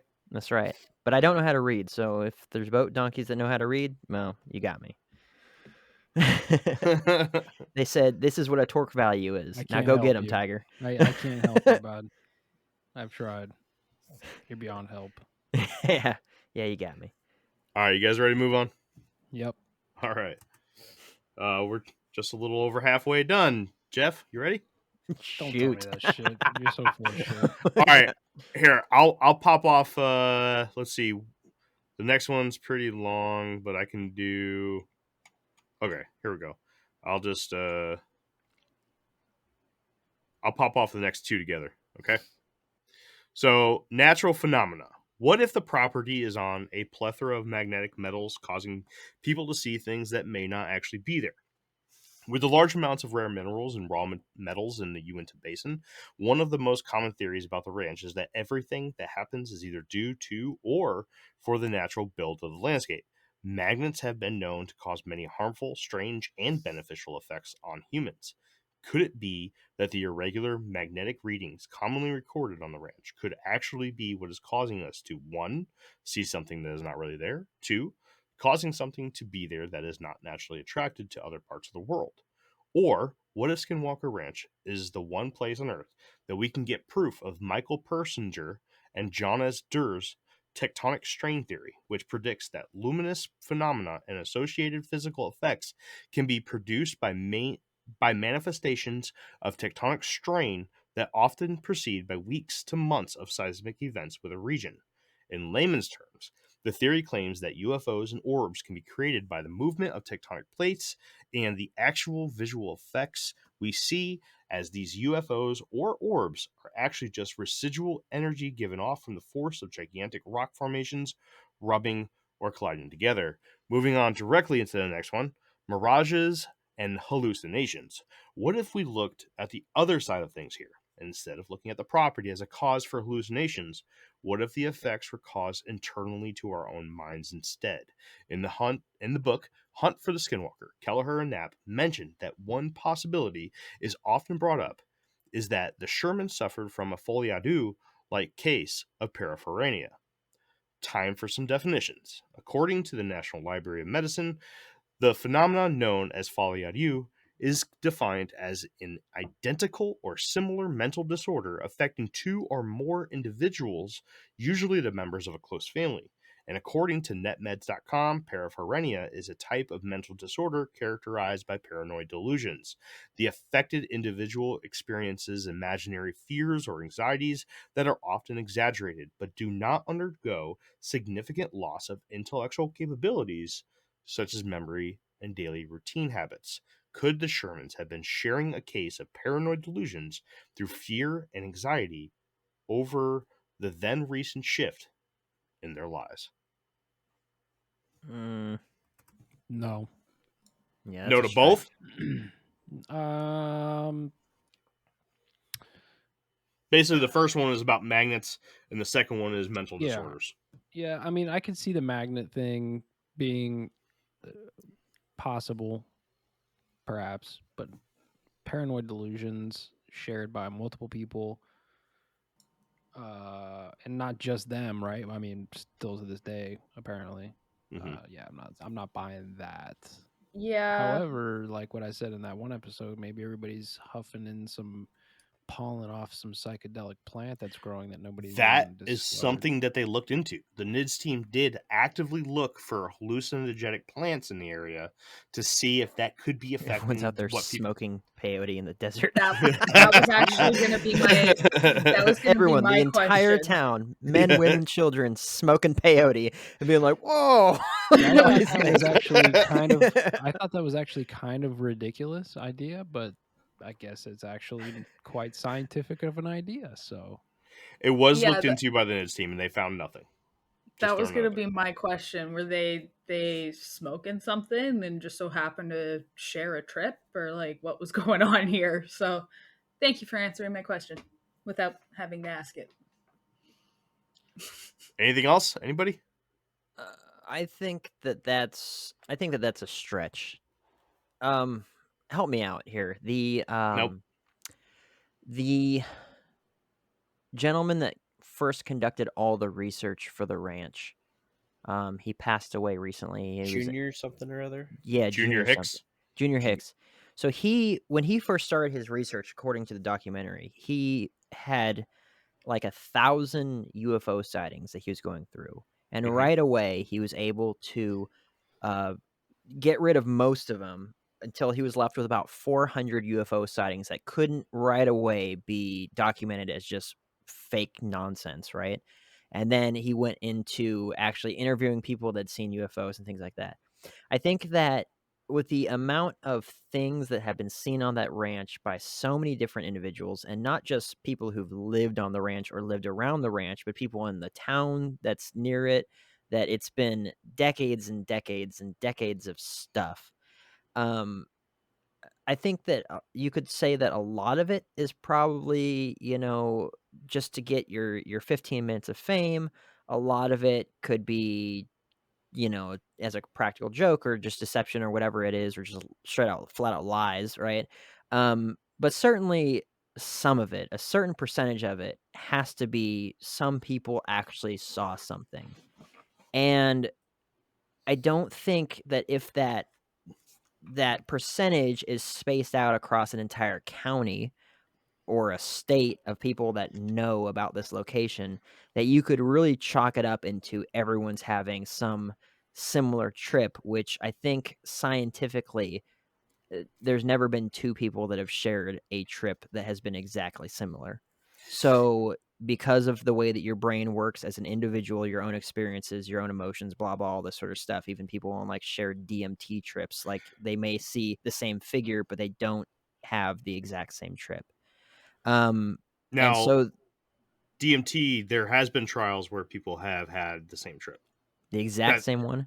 That's the only thing that I can come up with as an argument to what you said there. I know you have more. Sorry for jumping in, but there have been trials with DMT where people have had the exact same trip.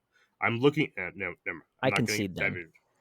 They all are having the exact same trip, spaced across decades and decades of time. No, I'm still sticking with it.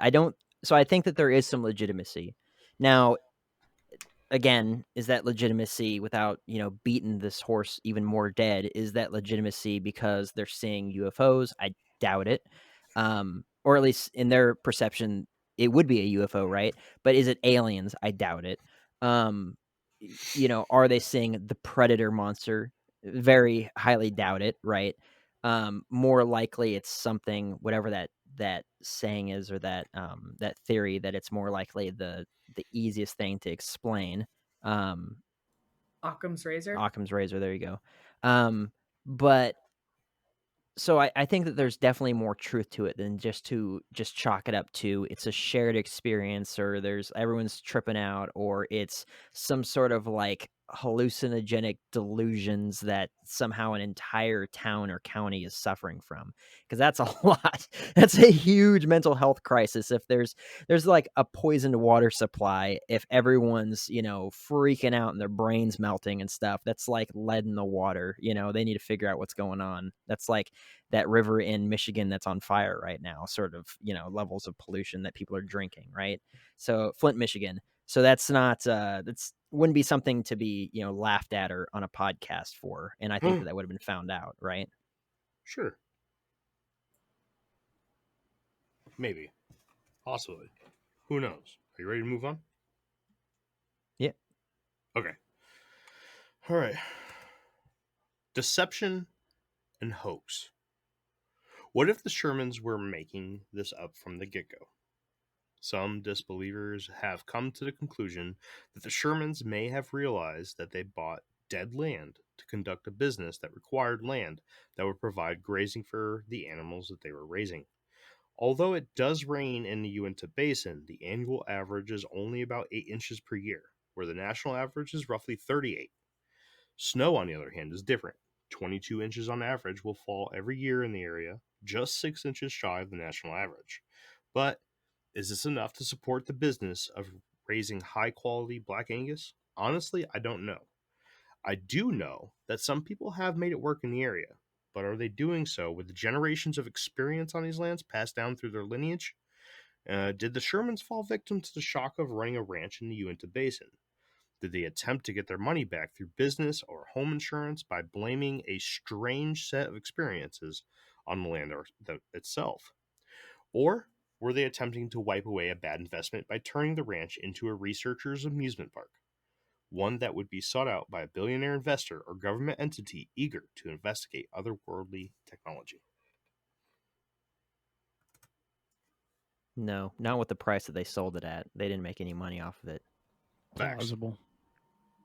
And I'm sure they're not profiting anything now at all. So the Shermans, no. Yeah, exactly. So I don't think that he very well could have been making stuff up for that. I'm not doubting that whatsoever, but I don't think it was out of means of profit. or save his ranch or his business or whatever that may. Essentially, it was a means of profit. No, for what he sold the ranch at, and the fact that he hasn't written a book, they didn't go out of their way to try and make money off of this entire thing. It, to me, gives more plausibility that it's real. So I don't believe that this is the case, but I can see it being a possibility. I don't get necessarily hung up on how much they sold it for, because plans fail sometimes, right? So could they have said, you know what, we fucked up, this place sucks, let's try to get our money back by insurance, kill off a couple cows, say we want to get out of here, we don't feel safe, and let other entities move with us? Possibly, right? They could have said that, and it could have failed. The insurance could have been like, yeah, jackass, no. And it came back and bit them in the ass. I think that if this is the case, that's what happened, obviously, because they didn't sell it for very much. But this is not what I believe happened, but I think it could hold some plausibility. Anybody else? Yeah, I think I think that there's definitely some stuff going on. Again, piggybacking off myself. A lot of it could be, To embellished. piggyback off what Jake said. Yeah, a lot of it could be embellished and fluffed and Come on, Wes, that was funny. all that sort of stuff. But I don't think that all of it's made up. I think that there is either a focal point of activity, or it's just really the only thing that's going on. Because we've talked about other places in the show where some crazy stuff happened. And if you look up the news in that area, there's other things that go on constantly. It's not the front page news every single day versus this thing, which if there's nothing going on otherwise besides a bunch of cattle ranches, then this would be top news every time something happened, right? So, yeah, I don't know. I think that there is some strangeness, and I'll get into it more in my final thoughts. Wes, what do you think, man? We haven't heard from you. I've been saying it all along. I think it's something's actually happening. Something not of this world or universe or dimension, whatever you want to call it. And we have no involvement whatsoever, other than trying to maybe monitor it. I don't think we're nearly smart enough to take on something like that and have control of it. All right. Yeah. To Wes's point, what do you guys think about the idea that the reason why, because the NIDS team, they own the ranch at some point? Yes, they're the ones. Well, the Robert Bigelow bought it, but he is the owner of the NIDS Right. investigation team. So technically, yes. Technically, maybe the Bigelow. reasoning for this, if there was black budget or government type experimentation going on in this area, is because of the increased activity from interdimensionals, if we call them that, or demonic activity or something like that. Because I can't look at the government right now and say that they aren't really into this whole demonic activity type stuff, and the media and all sorts of stuff. So if it was already happening, and it was happening at a higher frequency than other places, this might be a really cool place for a government agency or a black budget agency to try to set up shop and do their experiments. What sort of discoveries could be made in an area that has, let's just call it a interdimensional rift or something like that, that's known about, laser focused from an agency to go over to that location to try to do some experiments that maybe can't be done anywhere else because the physics there might be different or something, right? Or I don't know. I'm just kind of spitballing craziness because I feel like I have to up it, but I feel like we're all just holding on to our final thoughts because we don't want to let anything go. which I'm just is developing as I go. I have I'm one winging more. it. I got one more. And then I have my final thoughts, and then we'll break into everybody's. All right. And let's see if I can pronounce this correctly. Let's see if any of you ever heard of it. All right. So, precognitive intelligence.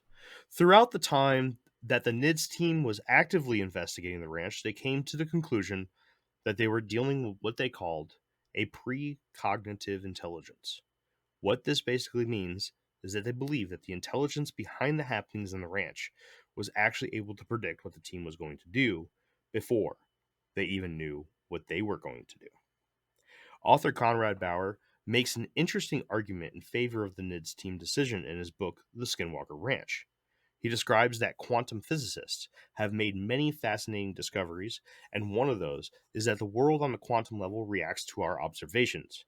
Before you fight this concept, understand that this has been proven many times all around the world.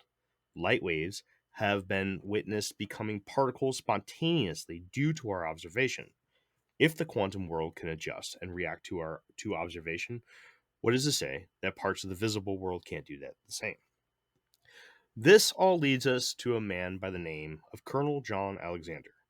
During the Vietnam War, Colonel Alexander was the subject of a secret military unit attempting to conduct spy games by the use of metaphysical means. Side note, Colonel John Alexander was the inspiration for the characters in the movie Men Who Stare at Goats, and you can listen to a really fun and awesome breakdown of the movie and the secret government projects it all covers by heading on over to our good friends podcast called Talking with Shadows, episode 59, April 29th, 2021, titled Podcasters Who Stare at Goats with Infinite Rabbit Hole.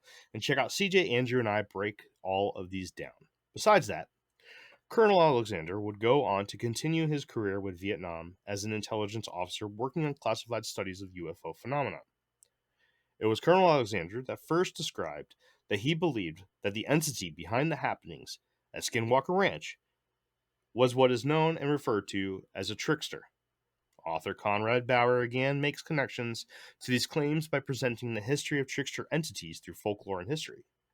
Loki, leprechauns, elves, and by a thin margin, the Navajo legend of the Skinwalker all deal with supernatural or otherworldly beings that seem to exist to trick and scare those in their crosshairs. Tricksters have been talked about all around the world from all walks of life. Although they go by many names, once you hear their descriptions and mannerisms, it is clear that this trickster entity is what they are all talking about. And side note, here it is. The character Mr. Mxyzptlk from the DC Universe Superman comics is based directly off the idea of the interdimensional trickster. And I actually did a really good job at pronouncing that, so I'm very happy with myself. So what do you guys think? The cosmic trickster. Yeah, definitely with this idea as well, because I totally believe that there are these entities. Back to something that Wes said earlier, that these ancient ideas of whatever it is, like this had to come from something.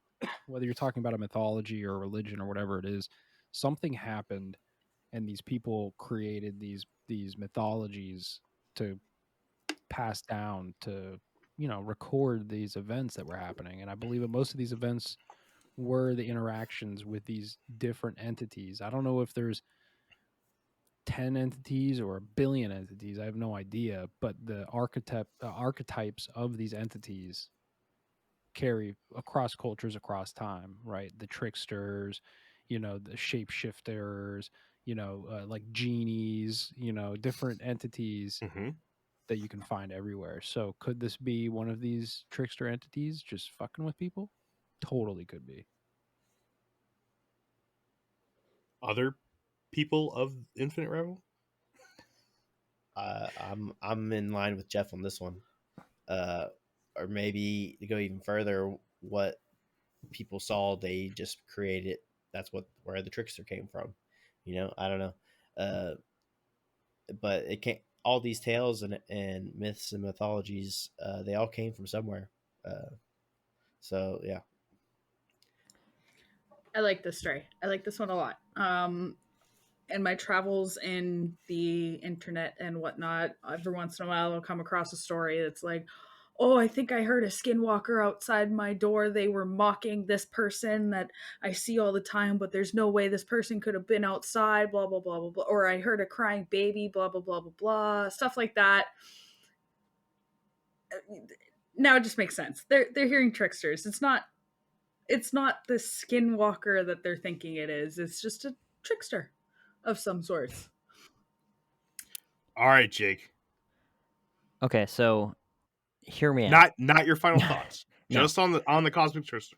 I or the don't dimensional believe in that. I do believe in precognitive intelligence. I think that would be more of a way to explain like the idea of if God knows everything, how do we actually have free will? And to that I would say, Jeremy, you like football, say a game happened and you had to go to work for it. So you recorded it on your DVR or whatever, right?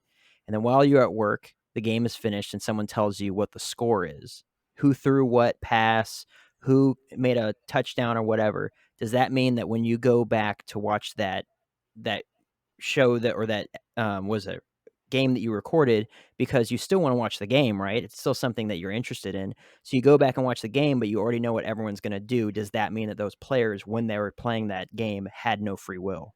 And so that's kind of when people say, well, if God knows everything, if he has this precognitive intelligence, he knows what we're going to do before we do it, then how could we possibly have free will? But he's outside of time and space, and he just knows because he's seen the end.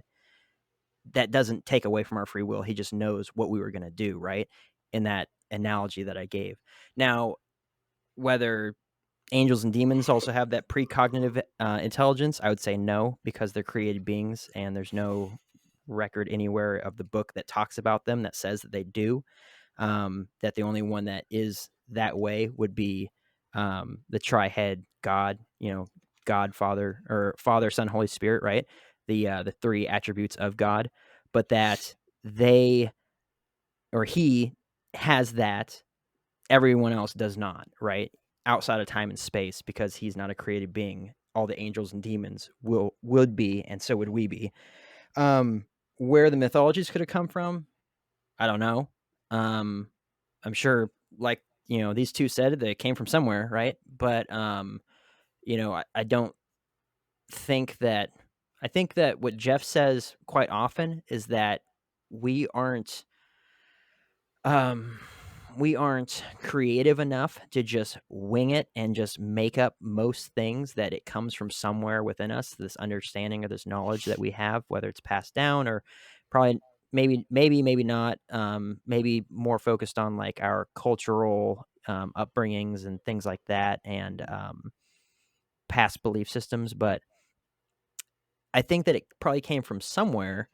Now, whether there's demonic activity where they're screwing with people, sure, why not? Because I do believe that that's what's going on here. But as far as like things changing, because like I'm trying to like get my head around the circumstance here for this, of just like what circumstance, and this is a question for you, Jeremy, what circumstance would there be where there would be a perception of precognitive intelligence for this particular area? Like, what happened where they would point to that and say, oh, this is because they already knew what we were going to do? Was it because, they were about to start filming and then the aliens showed up, and then the second that they started filming, they didn't, or they went away? Like, I think I don't know. that What's the example? The best example would be the bulls. They were on their way to the bulls, or they left the bulls with intentions of returning to the corral where the bulls were at. And as they returned, the bulls were all locked up in the trailer. There's one right there. Two would be the calf. Calf is another one. Three would be, shit. But I would say that that's less of precognitive intelligence and more of observing, right? If I'm observing that you are a cattle rancher, I can probably make a good guess that if you, whenever you return, maybe it's an hourly basis, or maybe it's Mhm. like, hey, this is when the chores are. This is when I need to feed the cattle. This is when I need to move them from one pasture to another, whatever it may be. I can pretty reasonably guess that in the same way, Jeremy, you come home from work and you put your car keys somewhere, eventually you're going to come back to get your car keys, right? So if No. I did something with your car keys, like threw them in the oven, you're going to come back and be like, oh my gosh, where are my car keys at? Mm. It's not precognitive intelligence. It's just knowing your pattern and what you're going to be doing throughout the day. So if they left the bowls and then eventually they're going to come back to the bowls, and regardless of whether they find the bowls locked in the shed, stacked on top of each other, and they're alive or dead and rotting, is besides the point. The fact is that they have 4 Black Angus steer that are stacked one on top of another, stuffed inside of a shed. That's a weird circumstance in itself, regardless of the level of living or dead that those steer were then at, right? Right. So I don't think that it has anything to do with this notion of like they knew that we were going to do this, like because they had some supernatural ability. They knew we were going to do this because after a week of observing your patterns, they could say this is exactly what they're going to do. Or they put this one out here to isolate it for some reason. They're going to come back to it eventually. Now, what if that's 45 minutes or a day from now? Yeah. Right. So I think you make a good point. If you're a cattle rancher, there's a good chance, you get into a rhythm. Joke's on you. I put my keys in the oven all the time. Oh, well, then I'll put them in the microwave. Really trip you out. Well, That I don't precognitive do, intelligence, yeah. because metal and microwaves just don't work.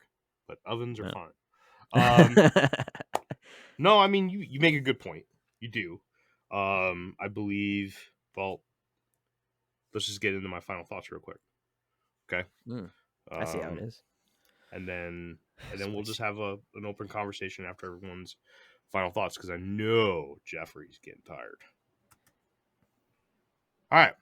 I can't even go to bed anyways because I still have to export and upload this video, so I'll be up till like 2 o'clock in the morning. Nice. Aw. Yeah, go ahead. Do you want someone to talk to? Nope. Good. Call your All mom. There's a rumor that Jeffrey is famous with moms. Anyways, my final thoughts. I started that rumor. I find the idea of Skinwalker Ranch to be truly incredible and fascinating. To think that there is a place in the world where the paranormal and supernatural come to play together in a smorgasbord of terror and trickery blows my mind in more ways than one. This led, of course, to me not fully understanding what my true thoughts and feelings on the subject actually were. So I broke the concept down into a few questions for myself to really create an opinion on this difficult topic. 1. Do I think that there is something going on at Skinwalker Ranch? My answer is yes. I can't believe that out of the decades of reported activity from the ranch and the surrounding area that there isn't some form of high strangeness taking place. 2. Do I think it's all legit? No. As I asked myself these questions, I found it harder and harder to answer, but for this particular one, I would have to say that not 100% of what has been reported is factual. Although I do believe in a portion of what happened, nailing down exactly which ones were real and false was honestly probably the most difficult task. Remember, it is in our nature to want to have experiences. And with that, the more people that show up at the ranch expecting to have an experience they cannot explain increases. But expectation is often not reality. And more times than not, someone would walk away from the hunt with a fabricated story in order to fill the void from their disappointment. Unfortunately, this is very common. And 3, which theory do I believe? Honestly, there are a few that I think have a legitimate chance.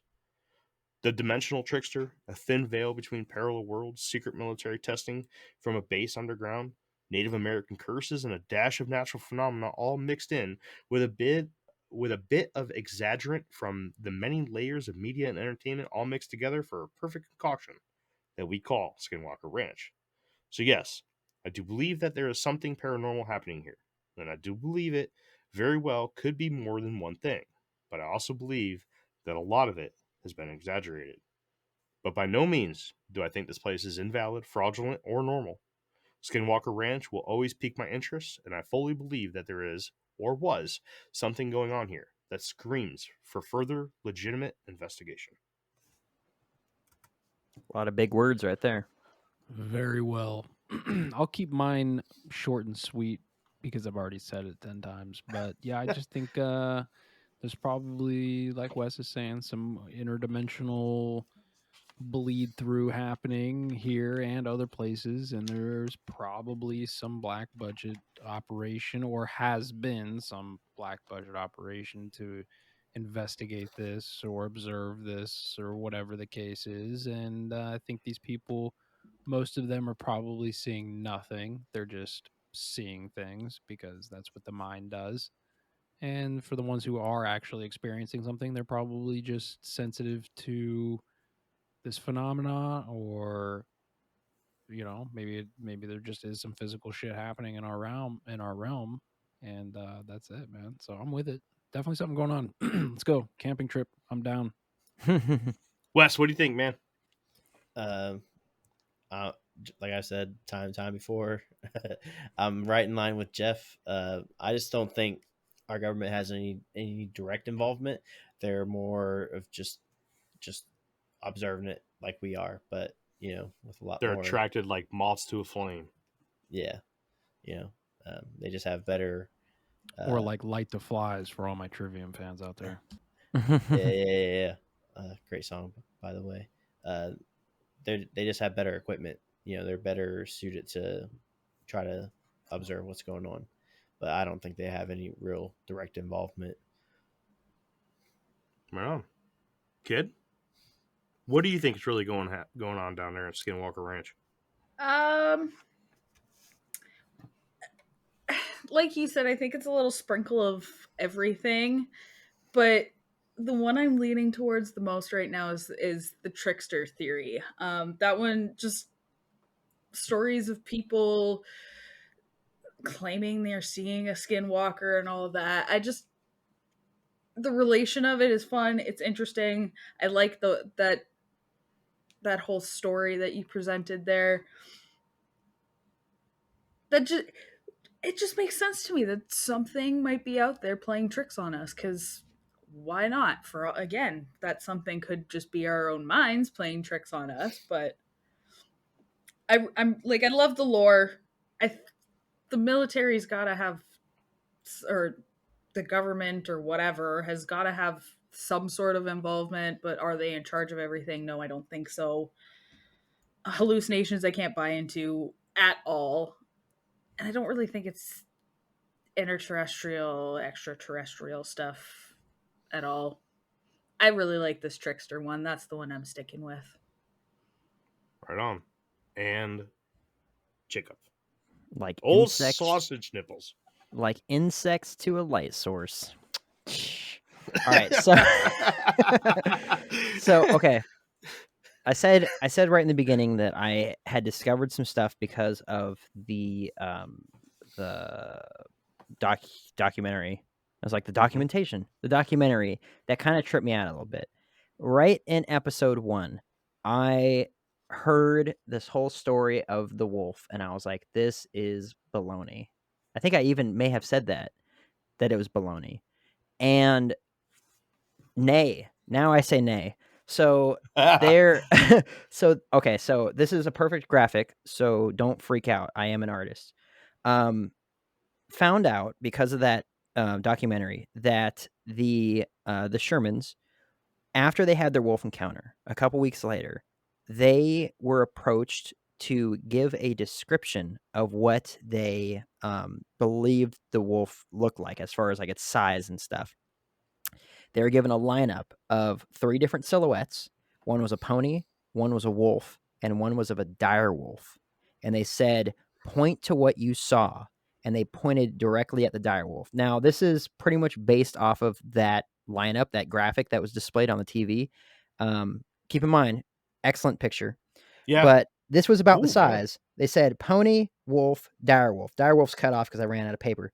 Because I didn't, open it up like this. But anyway, but they pointed at this one, the size of the pony. And you think that people that deal with large animals all the time wouldn't know the size of a regular wolf versus a pony versus a dire wolf. And they didn't tell them, they didn't say this is a dire wolf. They just said point at the silhouette.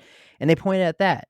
And we've gone into that in other episodes of this possibility that dire wolves could still exist. And then I looked into the area, and the area is riddled with caves, with abandoned gold mines, with canyons, all kinds of crap, right? All kinds of hiding areas. And if we're going to go into other cryptids that are in other areas, whether that's was it the Tasmanian tiger, I believe, right? Not the devil, but the tiger is supposedly extinct, even though it went extinct in like the 30s, and it could still exist. And it's still seen all the time. Now, I'm not saying that wolf still exists, but could it have existed during this time, right? Especially if this area is so unpopulated. And the way it went, it said no to the humans and went right for the calf, right? As almost as if this is its hunting pattern, is to go after the weaker, smaller animals, not the humans that are going to give it a bunch of issues. Now, did it take 6 shots with a 357 Magnum and then 2 shots with a 30-06 and really nothing happened? I don't know. But maybe with an animal that size, would it, like if you went after a grizzly bear right now, because that's pretty much the size we're talking about. If you shot at a grizzly bear right now, or a small grizzly bear or a large black bear, how many shots could you shoot into the side of it before it stops what it's doing? I don't know, because I don't hunt those things. A well-placed shot right in its heart, probably, effectively one. Because my pastor goes bow hunting for black bear, right? But in its shoulder blades, or just shooting randomly into its body, right? Especially with the amount of fat these things have on them. Right. But bears at least. Well, bears, yeah. So, but I'm sitting here thinking about it. I was like, so this wolf story could be real, especially with the black coloring, because we have that other video from like Montana or something where that big old German Shepherd was going after a Minnesota. wolf. Minnesota.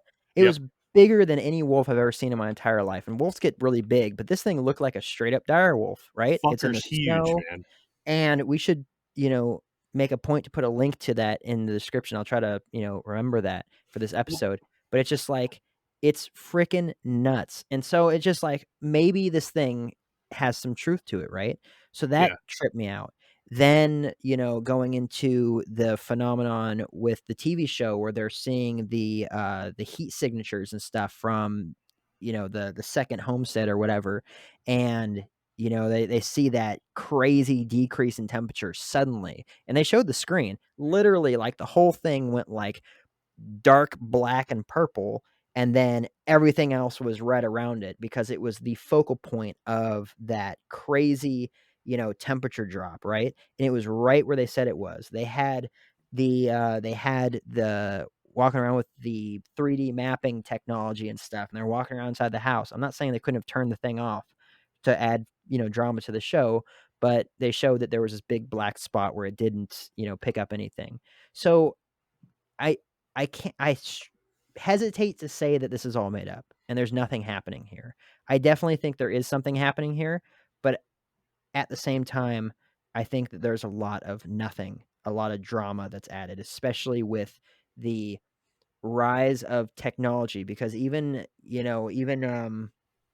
I think it was George Knapp said in the documentary that really nothing happened in the 70s. It was very small as far as like the sightings that were going on. There was some UFO stuff, there was some whatever. And then the way more disturbing stuff started happening in the 90s. And that was when we saw this boom in technology. Shortly afterwards, in the 2000s, the internet would really just kick up and all sorts of stuff, all these sorts of things. But we were in that phase. There was all that stuff coming up online, and how convenient is it that suddenly all these crazy stories start coming out, and it's just like, so I don't think that there was nothing, but I think it's way overplayed now. And I believe it would be likely that there is black budget type stuff going on, or government type stuff going on in that area as well. Like, I 100% believe that this UFO phenomenon is completely, just fabricated. It's fabricated hysteria to distract from other things. It really seems like, it could be coincidence, which I don't believe in, but it seems like Every time there's some major, like, hey, this is what we're talking about, the UFOs, we're having some congressional hearing or something like that to give out more information, there's also some other craziness going on in the world that would, the focus is drawn over here. Sleight of Whether hand. that's perfectly timed or it's, purposefully timed is probably what I'm getting to. But that there is, this distraction that's going on, a major distraction, right? For whatever reason, I don't know. But I don't think that there's nothing going on. I think that there's probably cryptid stuff going on. I think there's probably demonic stuff going on. Black budget ops going on and stuff, testing. And why not? Let's let the media in here and let them go wild with the craziness and the accusations, because honestly, none of us can point at some black budget agency, we don't even know what they're called, and say, those are the people responsible. Who cares if people think that it is, right? No one can prove that it is. So let them run wild with it, especially since, this is during the time frame of the government announcing, oh, there's aliens and we don't know what they want and they have technology that's far superior to ours, and everyone's just running rampant with it. They see flares out in the ocean, they're like, the aliens, everyone's just brainwashed these days, or a lot of people are. And so, yeah, why not just let them in, and then they're going to immediately think that it's the aliens and all kinds of stuff, and we could just keep doing what we're doing. Who cares if people really see it anymore, right? It doesn't need to be at a military base in the middle of nowhere where no one's allowed access. It could literally be over San Francisco, and everyone's going to be like, the aliens, oh gosh, the aliens. No one, very rarely are people going to say that's the government or that's black budget. And even still, who's going to believe them? It's like, five schmucks on a podcast just talking about it. No one's going to believe us, right? So maybe Danny, but that's about it. I don't know who you're calling schmuck. Anyways, You, but that's, but that's what that's what I think, is that there is craziness, there is strangeness, but it's not, when it comes to like the alien stuff, that's all just because they can, right? I mean, who's going to stop them, for one? Who's going to prove that it's them, And, especially with the narrative going on right now, most people are going to look at the aliens and then attribute most of everything else that's going on to the aliens. I mean, the predator monster versus, like what you guys were talking about, a cloaking device. mm-hmm. So, yeah. All right. So Wes is like, no. I just want to point out a post from June 15th on the Infinite Rabbit Hole Facebook group by Taggart Wyatt. Taggart Wyatt. Thank you, Taggart. I really appreciate this, because this is the video of the wolf in Minnesota. I just sent it to our group chat, the Infinite Rabbit Hole group chat, so you guys can look at it if you want to. But take a minute. I'll do you one better than what Jake said. Instead of posting a link to it, we're gonna make you guys go to the Infinite Rabbit Hole Facebook page and go to June 15th. Taggart Wyatt posted this video that we've talked about. Jake and I have dove into this video before many of times. It is an unbelievably awesome video. Thing scares the living shit out of me. And I don't know who recorded this, but letting their dog next to that fucking thing is a complete idiot. It's huge. Absolutely huge. And it's a fucking dark, pitch black wolf. And Literally look, matches the description of the wolf from the Skinwalker Ranch. And I don't even know, because of the distance, if that thing is big enough to be considered a dire wolf, if that's just a big wolf. If they did in fact see a dire wolf, then, I mean, literally we're talking like face level at the shoulder, right? A 6 foot tall human looking at this thing's shoulder is maybe, you're looking right at it, or it's just below that. So it's maybe like 5 feet tall at the shoulder or something like that. They're freaking massive.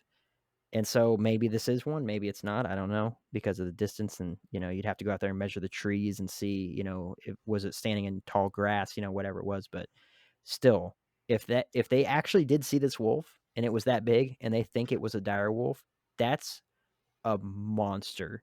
And yeah, it might make sense that they could put a bunch of rounds into it and maybe not affect it, especially if they're just shooting into its bones or something. I don't know. Yeah. All right, so that has been our. Oh wait, does anybody else have anything else to add here? Good to go. Nope. All right, well that has been our coverage of Skinwalker Ranch. I know that we've talked for probably over 6 hours total within these last 3 episodes. Jeff would love to murder me, but he can't because he also loves me. He's conflicted. That is the bulk of Skinwalker Ranch. If you want more stories, I have more stories I can go into. I can go into stories of a security officer that did security for the ranch for quite a while. I can go into stories of a gentleman who snuck onto the ranch quite often and has come out with 10 books on his own personal experiences with the unknown on Skinwalker Ranch. There's a lot out there. There's a lot. Now, whether or not it's all real, no idea. But if you guys would like to hear more from the stories of Skinwalker Ranch, let us know. InfiniteRabbitHole@gmail.com. Shoot us an email. Hit us up at Facebook.com and go to the Infinite Rabbit Hole Facebook group. Simple as that. We also have a website, InfiniteRabbitHole.com, where we have a contact us link. Just go ahead and fill that out. Go straight to our email. We get emails all the time. By the way, if you sent us an email and you're wondering why we haven't replied, check your junk mail. I think that's where it goes. I'm fairly certain because we get emails quite a bit, and only 1 or 2 will reply to our reply. So check your junk mail.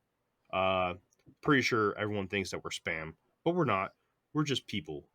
We're not food. Right. So And send us a voicemail. Danny, send us a voicemail. Danny needs to send Danny. Why isn't Danny voicemail, sent a Danny. voicemail? You'd feel like, Danny, come on, Danny. Come on, Danny. Danny. Voicemail, Danny. Voicemail. Jeffrey Poor West. Danny. No, Yeah. we love Danny. All right. He's great. That's it. Thanks for joining us on this episode of the Infinite Rabbit Hole podcast. We will see you in the next branch in the rabbit infinite hole thing. Bye, everybody. Bye. Bye. Bye. Bye.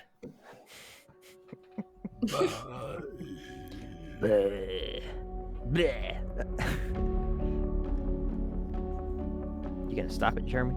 You're the I'm pretty